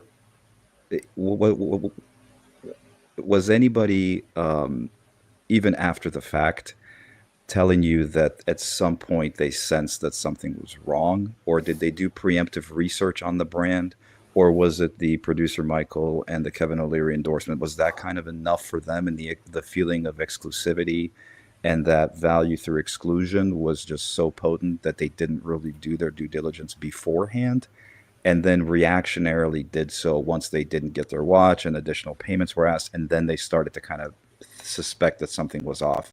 Or was there any particular client that kind of initially said, I thought this was a little too good to be true at first, and now I realize I was right and I should have trusted my instinct? All of them were desperate to hand over the initial payments. Wow. Okay. So nobody had second thoughts right away, like, man, I gotta look at this through acquisitive eye. I do have a chat log where I got a guy who reached out to me 3 days ago, and he confirmed he almost did it, and then he had second thoughts, and he talked about producer Michael again. Yeah. And he just said thanks for the video, and I dodged a bullet there. I'm just glad I went with my intuition. Yeah. But it harkbacks to the Emperor's New Shoes. They sold him on a naked. I mean, you just got to think. You're told that if you are selected, producer Michael says it, so you have to be selected. You have to be part of the family, and you think, oh, there's a lot of money to be made here, and then you get selected. I mean, there were people doing bank transfers in under. One guy did the bank transfer in under 2 hours, and he said, I got offered a better watch within 4 weeks. Yeah. So after paying the deposit, he because he paid it so quickly, he was offered another watch. Thank Christ he turned them down, but he's still down $15,000. They saw potential. Yeah. And this is what worries me, is that, the whole idea of a good scam is you have to have your, the mark, so to speak, on the other end has to be sophisticated enough to have the creativity to see the potential payout. So it's almost like this, you have to have a smart person on the other end of the scam, because somebody that's just kind of a rube and doesn't understand the potential gain is not going to take the bait.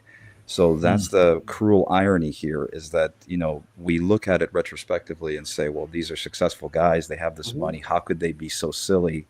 How could they be so gullible and naive? But that's part of the appeal, is they get you with that emotional, immediate, get in on this. The sooner, the better. The more you wait, every day that goes by, the price is going to go up, and you're going to be one day left behind, and I would just give two simple pieces of advice. One is always trust your instincts, because they're usually in your best interest, and they're usually based on something.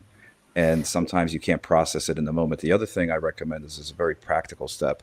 Anytime you look at a company, whether it's an expensive item or a cheap item, or you're looking at something new, type whatever the company's name is into a Google search, and then type in scam right after. And you're going to get returns if you up until now, AVENTI wouldn't have come up as a scam. That'll happen. That'll begin to happen now, and hopefully, and you just never know, because sometimes it might be one review, and it's kind of like the reviews on products. If you're looking at all these 5-star reviews, and all of a sudden you start to realize, man, maybe these are bots, maybe these aren't real people, and then you see that 1-star review, and it says, scam alert, this company does not do this, that, right? That's going to immediately turn you off, because you realize that. So even somebody on Reddit or a YouTube comment or something like that, it's a good way to start digging into it, because if the conversation is being had, again, obviously, Oshin, you have a good amount of subscribers. Brenny, I'm not sure, I'm sure your channel's, but we're in this weird little world.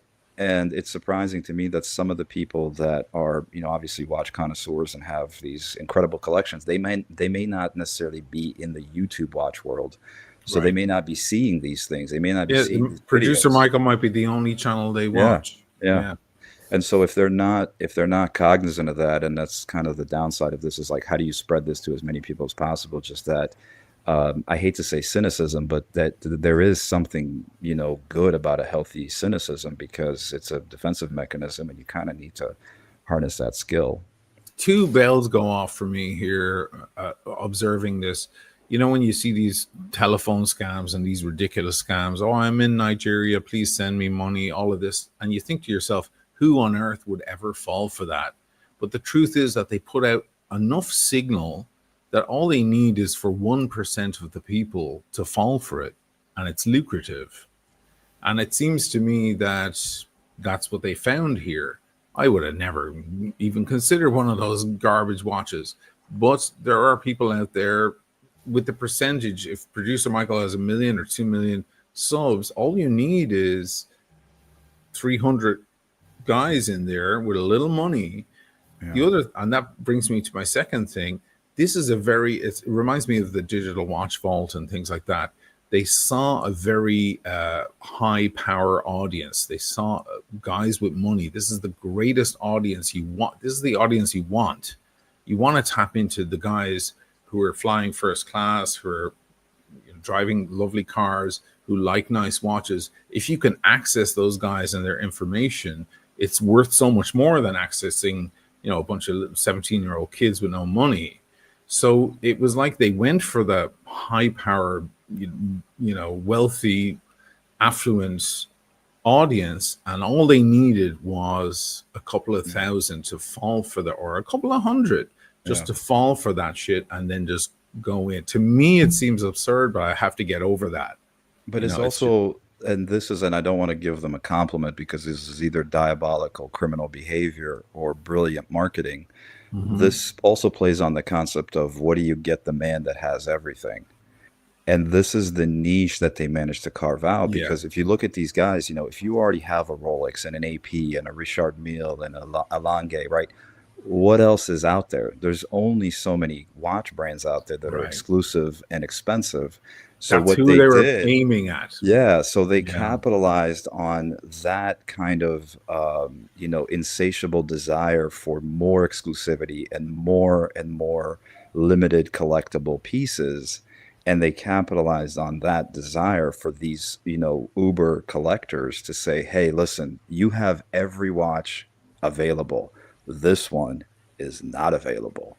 This watch, this is the black card. We invite you to have this, right? So I think that more than anything, and I think maybe even with the visuals there, it's not obviously an appealing visual watch to maybe everybody if you're into the Richard Milles, but I think the bigger, more tantalizing detail here is that exclusivity and that value through exclusion, that if you have that watch and somebody says, hey, what is that? And you get to tell this elaborate story, hey, I'm not even supposed to talk about it. This is invite only, blah, blah, blah, right? And I think that's more than the watch itself, I think, is what these guys were selling and targeting. But the quality of these $66,000 ones that they brought out later, they are not good. And they've been sold to people without box, without papers. And I still can't believe that one of my guys handed over 66,000 Swiss francs. You were saying, Bernie, actually, that recently somebody got a watch and they said that the quality was extremely poor, that the edges were all sharp hacked edges away. So does somebody actually get these watches? Are there actually watches in hands? There are. Anywhere? Oh, there are. There are bits of watches everywhere, and they fail to supply, let's say, the green one that Ocean is showing after waiting 2 years, but then they started to, for whatever production problems they had, they were still able to make tons of rarer ones and newer ones, just to spruik money on top of money. But like I said, a lot of people who had paid deposits for that then happily handed over $66,000 for some watch with bits of jewels on it, naked, while they're still waiting for that watch. What some people did doesn't make any sense to me. It just doesn't.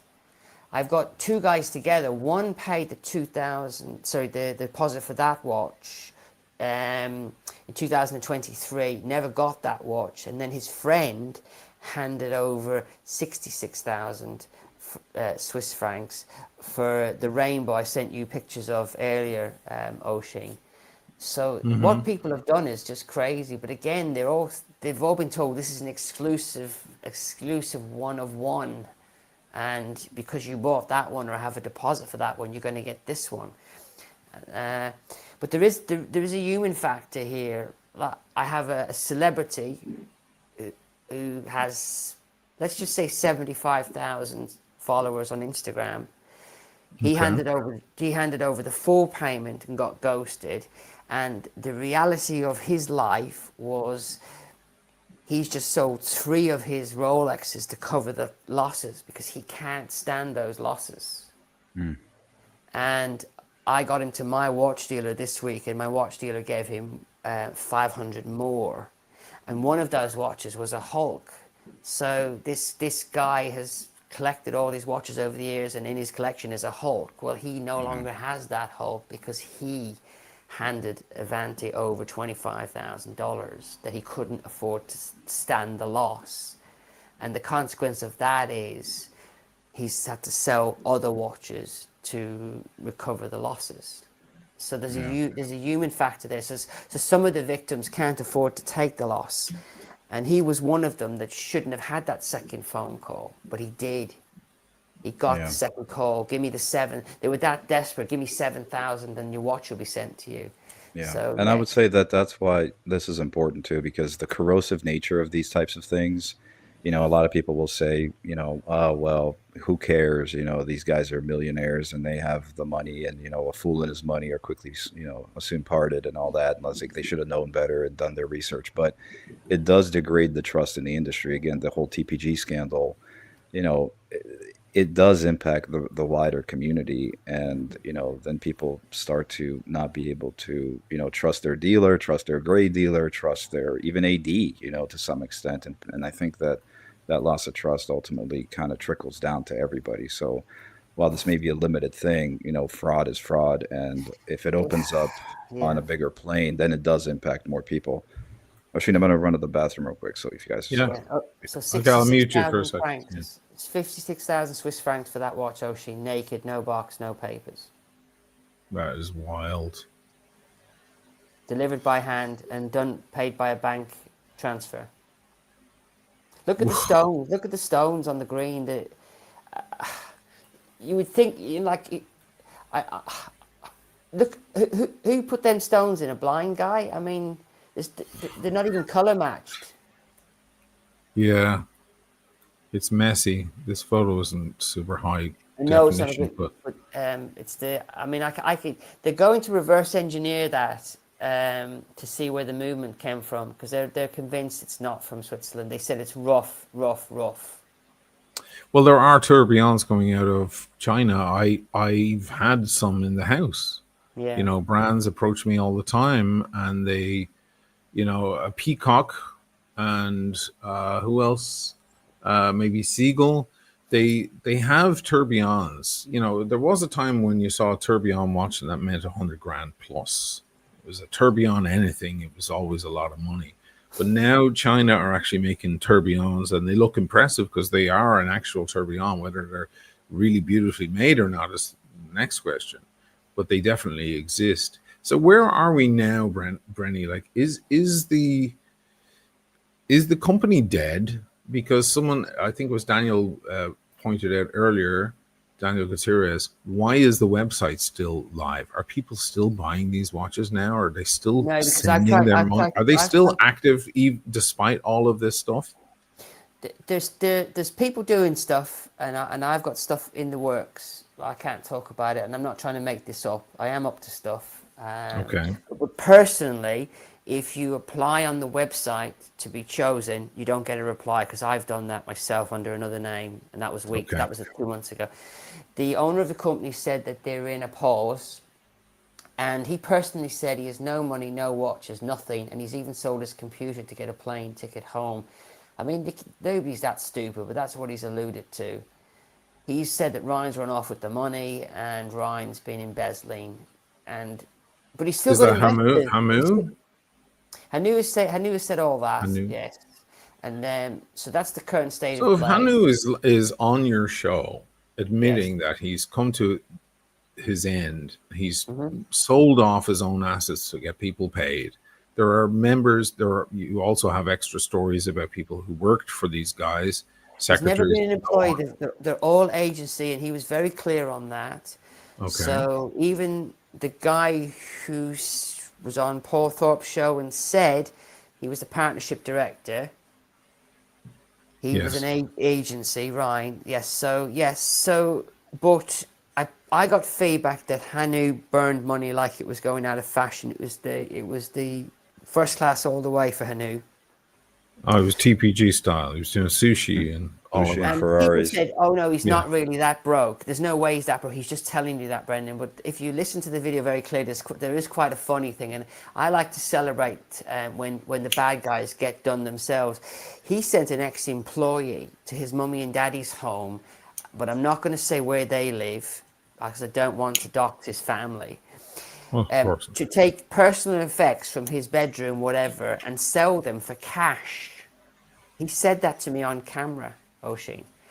And he had agreed with an employee who's, I can say his name, Hamish, who's no longer works for the company and never did because he was agency. I'll give you X amount of money if you sell the stuff. So they pre-agreed that he would grab all his stuff and sell it and give him the money.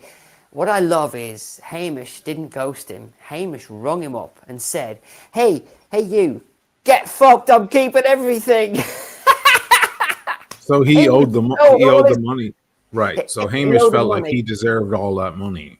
Yeah, and it, yeah. So, but my larger question here is, That's a fact. why are they still active at all? Why isn't their It does website my head in. removed? It does my head in. It does Why my are head in. they in any way interacting in the watch community at all if the cat's out of the bag, so to speak? And I here's have- another good question, Amsterdam Master Wine Boy 007. Why does producer Michael still have his videos on his channel where Well, I'm he's gonna say promoting something else AVENTI while we're here. watches? Well, And this why was has writ- nobody publicly, repudiated them? No. This was wrote by Swiss Watch Gang a day ago, and it was edited, right? So on Swiss Watch Gang's video, where I exposed, and he told me I'm going to copyright you. Somebody wrote there a comment on his channel 2 days ago, below Timmy Wright's comment, Oisin, and below my comment of a month ago. And then he goes, because I promoted a watch brand like hundreds have shown since 2014, which was doing well at the time of the recording until maybe it didn't recently. This is Swiss Watch Gang writing this. Go ahead and hold every watch media outlet responsible that exists for this. But the video is still up. This guy has confirmed he knows it's a fraud. Right. Yes. And he won't take the video down. He won't take the video down. Is it because he was paid and he's contractually obliged to leave it up, Oisin, or is it because he's a prank? Well, that can happen. I promote brands often, and some of them don't mind if the video's up for a few weeks until the watch sells out, which can happen if it's limited. And others say, we'd love you to just leave that up, and that's part of our thing.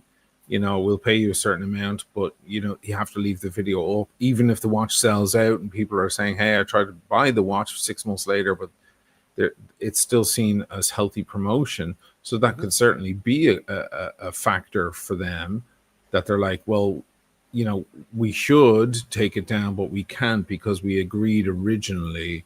Or maybe they just don't care, Brenny. They might just don't not care. No, they don't care. There's a great Upton Sinclair line that comes to mind. It is difficult to get a man to believe something when his income is depending on him not believing it. Right. And I think this is what you're seeing here. It's money over morals. There's Swiss Watch Gang, and there is the actual comment there. Is this the one you're referring to, Brenny? Yeah. I promoted the watch brand like hundreds since 2014, which was doing well at the time, recording. Go ahead and hold every watch media outlet that exists ever accountable on every platform, digital and offline. Okay, maybe it's not your fault, Swiss Watch Gang. After all, perhaps you thought they were good guys, or it was going to go fine. But now that you know that it isn't, surely you should remove the video. I mean, you should anyway, Swiss Watch Gang, if you're watching perhaps in the next few days. Perhaps you should anyway, regardless of your agreement contractually with them, because they ain't coming after you. Okay. Well, and every contract, I'm sure, has a clause in it for morality and, criminality, that if, one party is accused or, is perceived to be behaving immorally, that they have that exercise. But the other thing is, too, they're not making the distinction here. It's not a watch brand that failed. It's not a watch that turned out to be lesser quality than advertised or had mechanical issues once it was delivered to the customers, and now people are kind of saying, you know what, this watch isn't that great. Right. It appears to be a scam.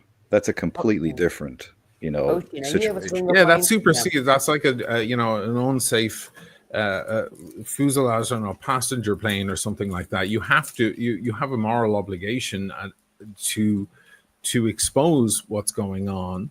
They can't come in Ocean, with are the you able to tortious bring up my interference Instagram channel? argument. Sorry. Are you able to bring up my Instagram channel? Because there's a little. I did my own parody of Swiss Watch Gang on my Instagram channel.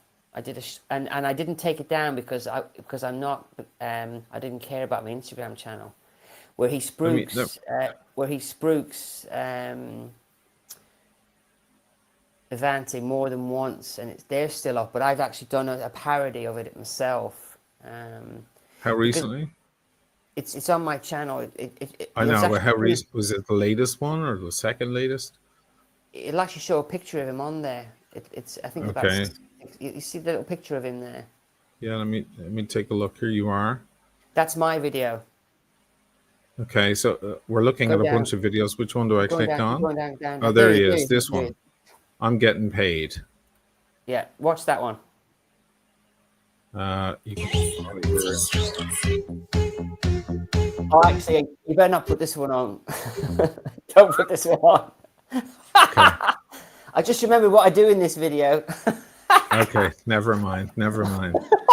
Brenny's also kind of funny, and rejoices in It his. was almost almost a half-naked Irishman on the camera. Sorry, Oshie. Okay, no worries. So, just to round up on this topic, then for a moment, Yeah. where are we now? Is it? We've uncovered. You have really, Brenny, to your credit, uncovered this scam. You have a certain amount of victims, quote unquote, in your little group there. How many are in there, by the way? It's an odd one. I've got 15, and I've You got got two waiting 50. in the. I've got two waiting in the wings that haven't verified, but a couple of the victims are telling me there's more people coming. But again, this is what's driving me effing insane. They still think this fucking watch is going to appear magically, and they're still thinking on the Facebook group that they can fix this fucking shit show. And even if they did fix this shit show, these watches take a year to make. How long does it take to make a tourbillon, Ocean, in Switzerland? Because the IP of a £25,000 shit box is it's from Switzerland. The IP of a watch made in China means that they're going to have to refund them even if they do supply the watches, because the premium was charged on them getting a Swiss watch, right, Ocean? So Yes. it's a complete shit show, and there's nothing left. And even if today the richest guy in the world bought the company, it's going to be another 2 years before they deliver a watch. And these Right. guys are still thinking in the back of their mind that Hanu can fix it, and they are literally letting all of the underhanded behavior never happened as long as I get my watch. So there is What do you expect will happen? Just as a guess, I know you don't nothing. like to go on. That company is fucked. There is no So, company, so you right? reckon There's no more Hannah will watches. just disappear into the shadows, walk away, and so will, what was his name, Ryan, take whatever last bits, dribs and drabs of cash coming in from whoever gullible guys, just go, okay, I'll send them another 15 to get my watch, I don't think and they're they'll doing that. walk away. I think what's happening right now is whatever they've got left, people who aren't tapping in AVENTI scam are meeting them to hand over cash for a watch. And at the point of handover, they get told it's just the watch. And then the box is coming and all that. And I got confirmation on the video that Ryan had a very expensive watch and he just sold it that week.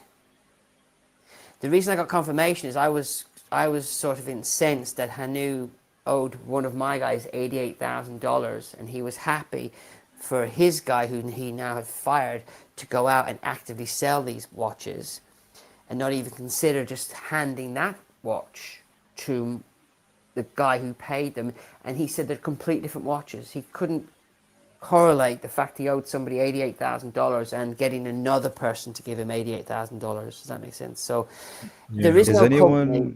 These anyone people interested are in pursuing any kind of legal action here? I mean, is anybody talking about contacting, law enforcement agencies wherever they live and kind of trying exactly, to fix exactly, but this? Hanu is still spinning the line. I can fix this, and Yeah, but people are he's actually lapping it up. asking you, Brandy, do you know, because you're in contact with all the victims? We Yeah. can't Has do anything anyone? yet because it hasn't ended yet. On my video to him, I begged him to just come clean and shut the business down and go bankrupt and stop bullshitting people, Right.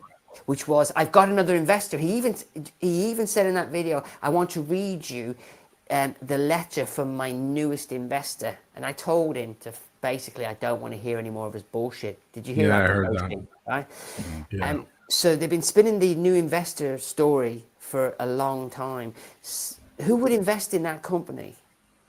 And the criminality of what they did is not makes it uninvestable as well. The whole thing is what's driving me Oh, crazy certainly. at the moment is that people still think there's watches coming. There's And certainly people. after listening to that interview with him on your channel the other day, I was just appalled at even the So guy's is that, attitude, yeah. his attitude, let alone everything that he was saying in the situation he's in, which is Yes. that's a deal breaker completely.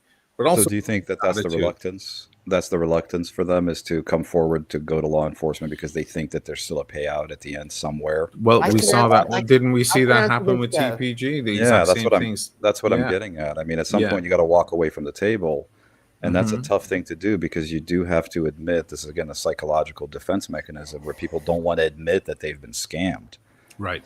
And I think that's what's playing out here. But at some point, you got to rip the Band-Aid off and cut your losses, and then try to at least seek some sort of retribution. Because if this guy does have assets, this is the thing, wherever that money went, it went somewhere. So unless he, TPG'd it and blew it all on hookers and blow. He pissed all that money up a wall, mate, from what I heard. But Okay. the people in my group, we know what we're going to do, and we're not doing anything yet because Okay. we need that company to come clean that it's done. And I'm assuming you don't want to publicize your strategy and telegraph your moves But ahead the of people time, that I'm which is, getting annoyed which is with understandable. the people that are not in my group that are on the Facebook group that received the email about Ryan still think and saw my video, still think that Hanu can save this business, is not a thief, is not a criminal. Remember, the guy who runs a shell company to Singapore, has no employees. I mean, Do you if happen to don't- know Ryan's or Hanu's nationality? They're both Australian. Okay. They're So definitely Aussies.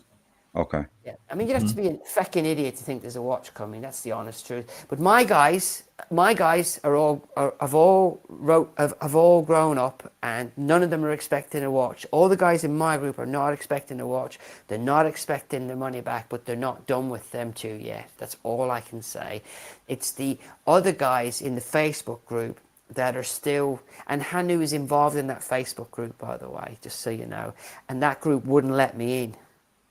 That Facebook Oh, I group. see.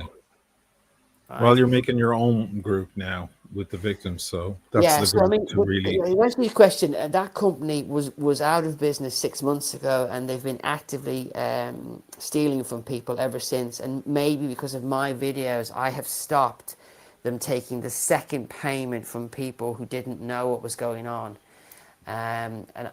So imagine none of my Yeah. videos came out, and you got a call this week to say your watch was ready. Yeah. You would have handed over the 7,000, and then you would have never seen them again. And maybe they just didn't think that anybody would care, because a lot of people don't care, and they would have got away with it. Who knows? So that's my. I think it's all hinging on that. Guys, subscribe to Brendan Boswell on YouTube to keep up with this story, because he's really, really on it, as you can tell. He has all the info. He has the private group with victims in there who he vets, by the way. He doesn't allow anyone in until he makes sure that they definitely are a victim and not just pretending to be one, and so on. give him a sub. We're going to move on to another Yeah, topic, I'm gonna hit the myself and road. John. And it's been great having you, Brenny. Take care. Always Nice to good meet you. stuff. Keep it real, man. You are the CoffeeZilla of the watch world, or Yeah. somebody said the The Julian Julian Assange. Assange, I like that. Yeah. As long And as, keep it as up, long and as I don't don't let the get kicked bastards out. get you down, man. Because I know they try, and other channels are trying to hit you with copyright strikes and so on, and you're dodging their bullets. Good for you. Thank you, Keep your man. chin up. Keep digging your heels. Well done. Yeah, good work, man. And if anybody is Godspeed. a victim that's watching this and you're not in my group, just hit me up on Instagram and I'll get you in the group with the rest of the guys. Fantastic. Okay, take care. Cheers, Good Brenny. talking to you, Bernie. Good Thanks, job. man. Take Have care. a good night, man. Man, that was a good conversation. That guy is digging deep. Yeah, he's Jesus. very thorough.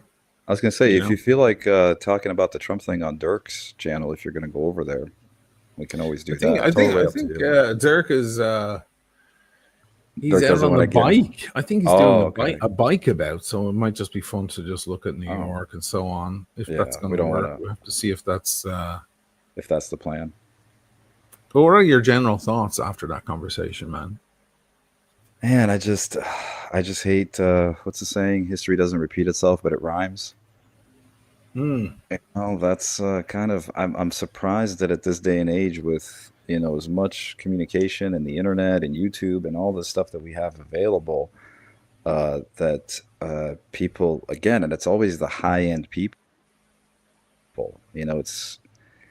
It's the people with the disposable income of tens of thousands, if not hundreds of thousands of dollars that kind of fall victim to this. It is kind of surprising, but I think that given the human nature, it's really not that surprising because that's the appeal there. They did it, like I said, whether or not it was a brilliant marketing and a failed business or a brilliant criminal enterprise and a really insidious strategy. Either way, that appealed to the exclusivity and the kind of decentralized business model and saying all this stuff. It's like, how else do you improve the watch world kind of thing? Like what else can you do that hasn't been done yet? And this is one of those things. So I mean, again, I hate to give them credit for doing this, but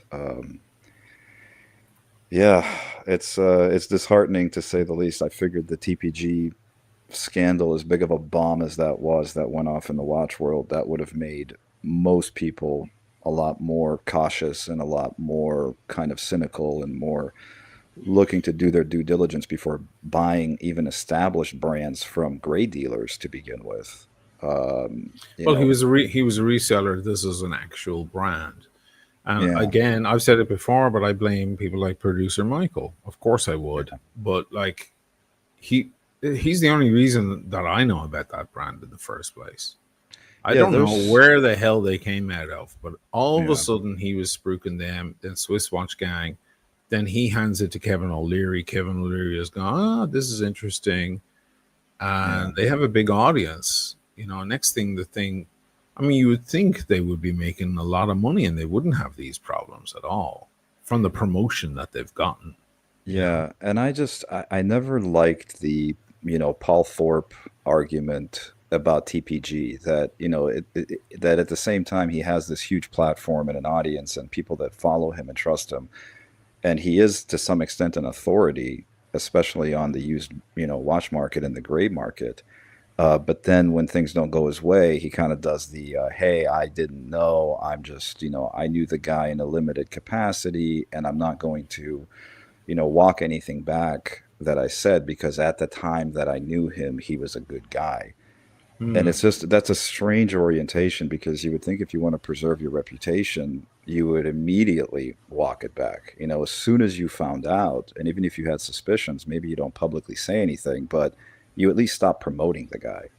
So Right. this to me is kind of I don't know. I mean, I hate to say it. Obviously, present company excluded, but people need to stop listening to YouTubers. It's just some guy giving you his opinion, and the fact that That's somebody's true. extremely wealthy and extremely powerful in one venue or another, that doesn't mean they're an authority on everything, you know? And Yeah. Kevin O'Leary, at the end of the day, is just a watch collector, and so is producer Michael. You know, he's not an investigative journalist. He doesn't have this, you know, reputation for breaking down brands and who sucks and who's great and the movement quality and doing this, like, again, CoffeeZilla type of deep dives on that stuff.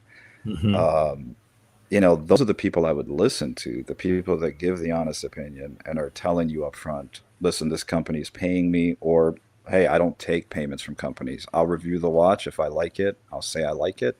If I think it sucks, I'm going to tell you it sucks, or I won't even Hmm. review it. So there's a level of authenticity to that. And I think that people need to stop focusing on the shiny things and listen to kind of the hard truth, which sometimes can be not as, you know, sexy and, you know, flamboyant, and the presentation's a little different.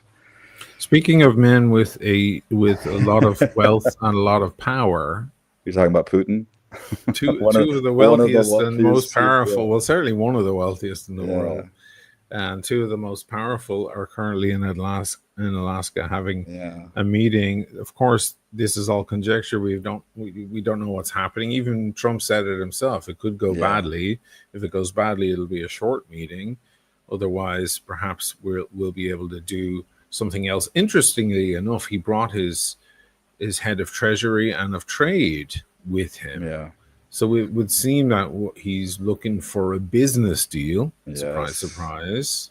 Yeah. Do you think Putin? Now, I want to remind the audience that John is originally Russian and speaks fluent Russian. That's his mother tongue, but is Yes. now working in the United States for the U.S. government and considers himself an American patriot 100%. So, just to give you guys a bit of background, the do you think Putin is going to go, hey, can I have Alaska back?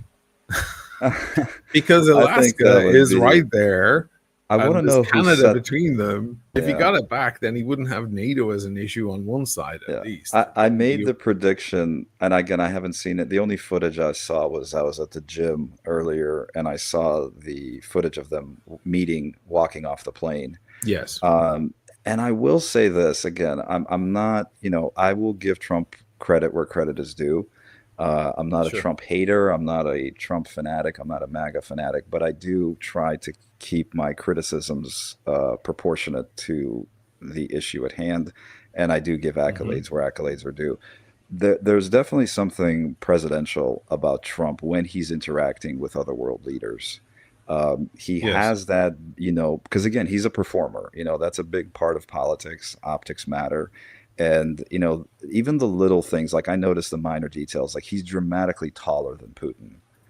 yes. That's a good visual look for us. And when they shake hands, there's this thing that Trump does that he kind of pulls people in with his handshake. I've It's seen kind that. of that Yes. power move, and then that little tap on the other arm. Uh And huh. I was watching that, and I noticed that Putin, you know, it's like a little dance. Putin didn't allow Trump to pull him in. He came in real close to begin with. So there Yeah. wasn't that visual of Trump pulling him into the handshake. And they seemed very, you know, very friendly, you know, very cordial. It's kind of it was an interesting thing. But I think that right now they're just feeling each other out. Trump alluded to this in a press conference where he said, you know, the biggest, you know, goal here, the main goal is for the next meeting. You know, the point of this meeting is to set up the next meeting. So Well, that's I the minimum. That yeah. I mean, yeah, that's I all we think can right really now, expect. yeah, I think right now all they're doing is they're trying to work out a dialogue. They're trying to feel each other out. They're kind of seeing, you know, personalities and the interaction. And, you know, as much as politics is obviously a large scale enterprise, it eventually boils down to two people or a handful of people. So the leaders that like each other on a personal level, I think there's obviously more room for cooperation. Patricia doesn't agree Patricia with you, by the way. disagrees. There's a Yeah, lot in my audience who won't agree, but there are many no, who no. will. And again, I have to, you know, I've said this before, nuance is the new N word. There's nuance to this. I'm not saying that Trump is presidential when he pontificates and speaks extemporaneously. He obviously has a limited vocabulary when he talks about certain things, but there are things about him that are presidential. And when you see him in context in different situations, he has his moments. Yeah, he doesn't So look like a weak man he doesn't there. look like a feeble, weak, Yeah, yeah, he just certainly does leader. not. He Yeah, he looks. Again, you'll see the visual here in a minute, and this here it is, is.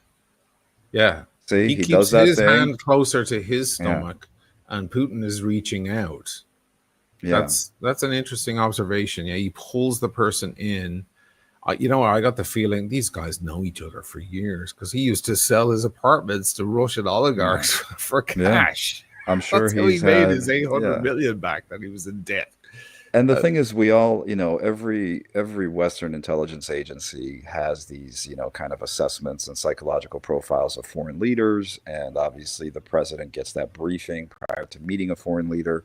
And I'm sure that that's the same for Putin. His foreign intelligence service probably briefed him, hey, these are, do this, do this. This is a thing. Compliment him. Trump is fairly transactional and transparent. He's not. What you see is what you get, more or less. Putin's a little bit more, Putin's a former, KGB officer. He worked well, counterintelligence, so well, yeah, he's a little bit more calculating. the And striking difference between these two men that we're looking at right now is that the one on the right changes his mind overnight. He flip flops. He goes yeah, from one idea to another. One minute it's this amount of tariffs, then it's that amount of tariffs, then we're holding off for it. Putin has never changed his stance on yeah, Ukraine, for example. Never once. yeah, He has his demands. He doesn't want NATO yep, moving in. He wants to keep the land he's already taken yeah. and a couple of other things. And he just, for me, this is the big win for him more than it is for Trump. So Thus it far. it can be, and again, I will say this again. I'm going to compliment Trump here on something that is Be a careful. this is But you a might get some of my subscribers back for me. No, that's okay. But what I'm getting at is, again, in this interpersonal type of relations, there is a lack of predictability is a strength. So what happens is, again, if you're trying to assess somebody and psychologically profile them and see what's going to work, what motivations they have, what things they like, what things they don't like, the Hmm. more patterned and predictable the person is, the easier that exercise becomes. Hmm. With Trump, his what we, as as his detractors say, he's so unpredictable, he's chaotic. The last thing he says is informed by the thing he said just before. He'll contradict himself and then double down on the thing he just said that makes no sense. When he said Hmm. Ukraine was responsible for the war, and then everybody in his cabinet's kind of looking around, going, "Do we need to now start making sense of that and repeating it? Because that's clearly a gaffe that he just did." But now he's doubling down on the thing he just said, so now we have to make that you know policy and official position. So Hmm. all those things make it difficult for anybody to assess, like, this is what Trump will do. And again, I give you back the Zelensky meeting. I don't think anyone predicted that Zelensky meeting in the Oval Office was going to go the way it was going to go, especially publicly like that. Yeah. So that lack of predictability with somebody like Putin, who is trying to figure out, what does this guy want? What is he going to do? What is he going to say? What can I say? What should I not say? It keeps Putin kind of off balance there. So again, something we see as a policy weakness domestically is actually playing into a strength when it comes to how he's going to be, dealt with by other leaders. Yeah. It's a weird, How it's a weird bulletproof conundrum. is that car? That thing is not only bulletproof. I think that thing is rocket proof and ID proof. They call it the I, beast. that's I saw Daniel mention that as well. That's the beast. The beast. Yeah. You can Those drop a are nuke on it and it won't fucking move. Yeah, those things are, and you can see there's actually, I mean, this is a public event, but they actually have multiples. They'll have decoys in a convoy, so you don't Certainly. actually know which one he's in. They But had a flyover, a B-2 bomber and yeah, F-35s and so on doing a flyover. the security at this thing has to be outrageous. And why Alaska? I mean, I'm going to go back to the Alaska. Why Alaska? I'm not sure. I'm not sure who picked that. I don't know So if Russia, for the audience, Russia, I'm sure most of the audience know, Russia sold Alaska to the United States for $7 million back in 1870, I think 1875, something like that. So a lot of Russians see Alaska as Russia USA. It's kind of it's neither one or the other. They consider it kind Yeah. of still theirs. There's actually still villages in Alaska where people speak Russian. Hmm. So they kind of just got You sold. can walk from Alaska to Russia in Yeah. certain times a year, right? I'll just say this. I'm glad I speak both languages because I can't lose. You Regardless of who ends can't, up taking over the world, I'm good. right? You can Either just way. go, hey, I was a mole. I was Hey, I working for was those both. guys. I was Yeah. both. But I knowing Putin and knowing the Russian people, there's another thing. You know, this is a it's really important that something happens here, hopefully positive, because the economy, Americans talk a lot about the economy crashing during Biden and it's all fucking Sleepy Joe's fault. But there's a lot of stuff that can happen while you're president that you have no control over. Trump, for example, was president when COVID hit. How he handled it was abysmal. But it wasn't his fault that COVID hit. It just happened to be a thing yeah. that happened on his watch. Now, when Russia invaded Ukraine and then they were sanctioned by the entire planet in every possible way, that created a bruise in every economy. It's not just the US, it wasn't just the United States that suffered. Every country, my gas bill here in the house is astronomical ever since that happened. And it used to be like basically nothing. Every country has suffered economically because of this issue with this Yeah. guy. And something's got to change there. The Russians, not just Putin, but the Russians haven't flinched. McDonald's became some new name, a Happy Meal, whatever it became. Starbucks became Coffee Yeah. Center or whatever. They renamed everything and they kept dancing. The Russians haven't been screaming out, going like, they've been sanctioned as much as Iran, if not more. I think they're the most sanctioned country on earth in recent history. Well, they're But they definitely in just Europe. keep on trucking on, Yeah. which shows their resolve Well, to this is what me. I think you have to calculate in a conflict. I think a lot of times military conflicts and Cold War conflicts and hot wars, they're military versus military, but the other heuristic is the calculation of the population's ability to endure suffering. Hmm. And at the end of the day, there's probably no other population on earth besides the Afghans that is willing and able and has a history of enduring more suffering than the Russian people. And in fact, it is a badge of honor for them of how much they suffered in World War II and Hmm. before the revolution and during the revolution and the Stalinist era. So there is a sense of resiliency there that Europeans don't have unless, you're maybe, somebody who has lived through World War II. But the United States doesn't have that in the population. The United States is not equipped for, this prolonged suffering and sanctions and stuff like that. Whereas the Russians kind of, and I think I made this comment before, with the sanctions, the calculation is, can the Russians survive without Rolex, Amex, and McDonald's, or can the Europeans survive without natural gas? What's more likely in this scenario? So these sanctions only have a limited impact. And you also have Hmm. to consider, Russia has options. They have the Chinese, they have, the whole BRICS setup with the finances. So they Hmm. also have a fairly lucrative black market. I mean, there's really nothing that you can't get in Russia, even with the sanctions. And if people were getting American products during, communism and while the USSR was around, they were getting it through black market channels. Now, with this kind of crony capitalism, pseudo mafia style government, it's just become much more robust, and the government's in on it. So the sanctions have a limited impact. And I think, again, to pay Trump the compliment, I'm not sure if he's doing this because he's planning it or if he's just decided that the previous strategies aren't working. There's something to be said about the ruthless pragmatism that he's displaying here. He just wants to win. He wants to win every conversation. He wants to win a conflict. He wants to Well, this be is his chance the at a yeah. Nobel, right? This is the deal maker, and he tried this with North Korea as well. His Uh-huh. approach is, listen, we're going to sit down, we're going to talk, we're going to negotiate, we're going to make a deal, You think he's going to and hand over those parts of Ukraine that are already occupied? I think this is a more difficult situation because Ukraine is that third participant. So if it Hmm. was just between the US and Russia, I think they would have made a deal a long time ago. But because they have this additional component, at the table, I think they have to convince Ukraine to kind of heal and say, look, you're not going to win this war.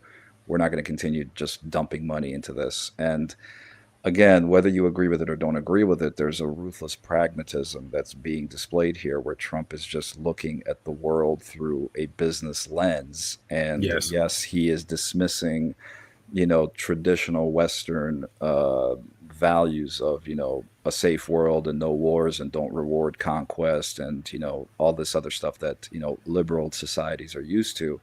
But he's, again, the ruthless pragmatism here is, I think he's looking at it from the point of view of negotiations aren't working, diplomacy is not working. We need to stop this. How do we do that? Right. So these are, two mob bosses meeting and saying, that's all right. right, we need to stop the killing. God, that is exactly it. You It's know, like this two mob war is, bosses. yeah, this war is not making anybody richer. This war is not Hmm. helping.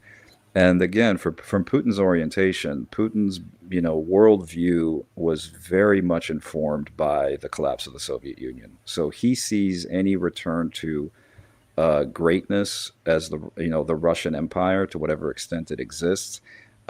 He wants to be considered a peer with the West.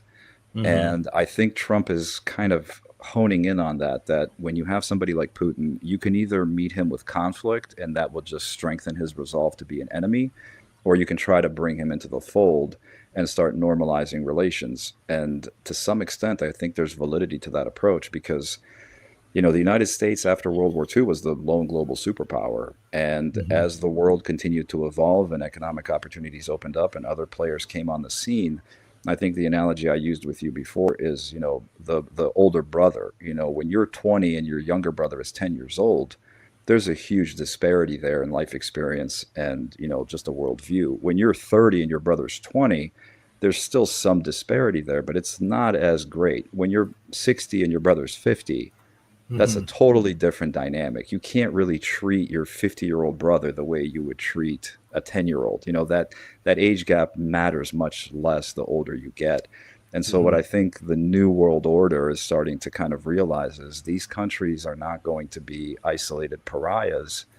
China is a perfect example of this. We're having to deal with a rising China because these things are evolving and changing. So we can either be enemies or we can be allies or kind of somewhere in the middle. But the open hostilities is, I think, what Trump ran on, to avoid, perpetual wars and open conflict. And his business mind is, like I said, no one's making money if there's fighting in the streets. So they're just going to try to come together and see, Yeah, what he they can seems to get. be the kind of guy who will side with not with the guy who's right, not with the guy who's good, but the guy who's going to win. That seems to be his priority. He'd rather go with the guy who he thinks is going to win and come out on top, whether it's a good thing or not. He'll stick with the Yeah. winner. He's That going to seems. negotiate with the more powerful person because again, I think again, I'm trying not to, I'm bending over backwards here to be charitable to Trump, but I think that Why?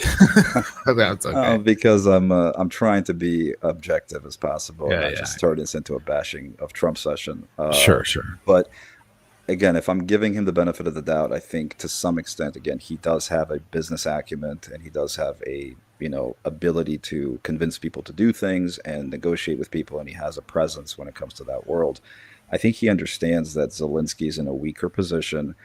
And to his eye, Zelensky's position doesn't matter as much No. because Zelensky is not the one he has to pacify and convince to become an ally because Zelensky is already an ally and Yeah. he just happens to be a weaker ally that is sort of getting in the way at this point between these two, more powerful people. So I think Trump's approach here is to, you know, mitigate whatever damage has already been done. Perhaps there will be some sort of land swap. Perhaps there will be at least a conversation about it. There's other mechanisms that they could use. They could say, look, we're going to have elections and we're going to let the population decide. So places like the Crimean Peninsula, we're going to have overwatch of these elections. If the population decides they want to be part of Russia, they can go ahead and take that territory. If they decide they want to be part of Ukraine, then that's how it is. And maybe there's obviously diplomatic tools that they can use, but Yeah. I think Trump's general orientation is not to do the previous administration's approach, which is just to publicly Oh, he'll condemn. tell us all about it as well all Yeah, night. publicly condemn it and sanction That'll be the everybody. first thing. This is Yeah, something that Biden would have not he's been gonna bring able to up. do. Yeah, he's gonna bring up Biden It's like 100%. ex-girlfriend shit, you know. Just shut Yeah. up. Like you're president now. Why do you need to keep telling us it's insecurity? But But it's going to be it is going to be interesting because in this situation, Putin has a say. So it's going to be interesting to yeah. see not only what Trump says about the meeting, but what Putin says about the meeting. Oh yeah. And I'm wondering if I'll be Trump more is going. curious about that because Trump Yeah, will and I just want do to his see usual if those stuff. two I want to see if those two narratives line up because if they do, that's a good sign for the world. And again, I'm looking at this objectively through do we want world peace? Do we want, this war to Sure. end? Um, Obviously, historically speaking, the Neville Chamberlain thing comes to mind when he Sure. flew back from Berlin and said, "I got Hitler to commit to not Yeah. invade Poland on a napkin, and everything is good." And, and then, of course, and that Did so is well. fresh in the minds of many Europeans that they're referencing that as well. They're saying, "Look, Putin's not going to stop at Ukraine. If he wants to reclaim the USSR, he's going to reclaim the USSR, and the Baltic states are next, and then Poland, and Yeah. eventually we're going to have a global conflict." So. I hate to use the line from Charlie Wilson's War, but we'll see. We'll see. We'll see. Good stuff, man. I'll end Yeah. with a little bit of watch stuff because that was a long one for everyone and a heavy one. Did you see what I have on? I Is that a put the tag? That's a Tag Heuer Monaco. I have Oh the man, Walter White, the the Walter actual White, the Walter White. Yeah, this should be the name for this watch because this is exactly it. He was Kojak would be pleased. yeah, That's a good it- looking watch, man. yeah. It's the all blue. Matches your Uh, shirt. That's a good it color. It's a good color. it's Did you isn't just it get beautiful? this? Yeah, I mean, I haven't purchased it yet. And my friend went away to the mountains, closed up his store for 10 days, as everyone does here in Italy for these hot days. And he was like, grab a few watches and film them, review them. I was like, I'll grab that tag because, or that Hoyer, I should say. It's more of a Hoyer Yeah, that's a icon. classic. That's a classic. Yeah.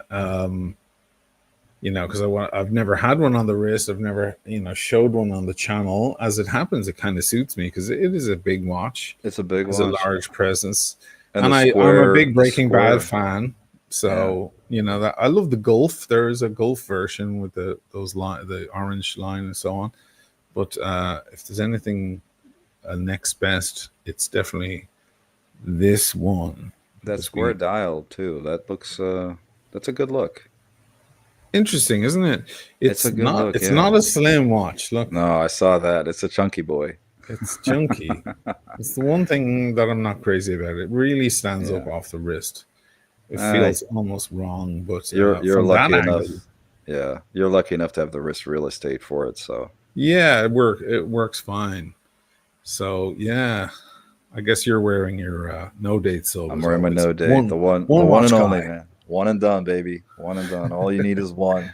I've made this argument before. All you Yeah. need is one.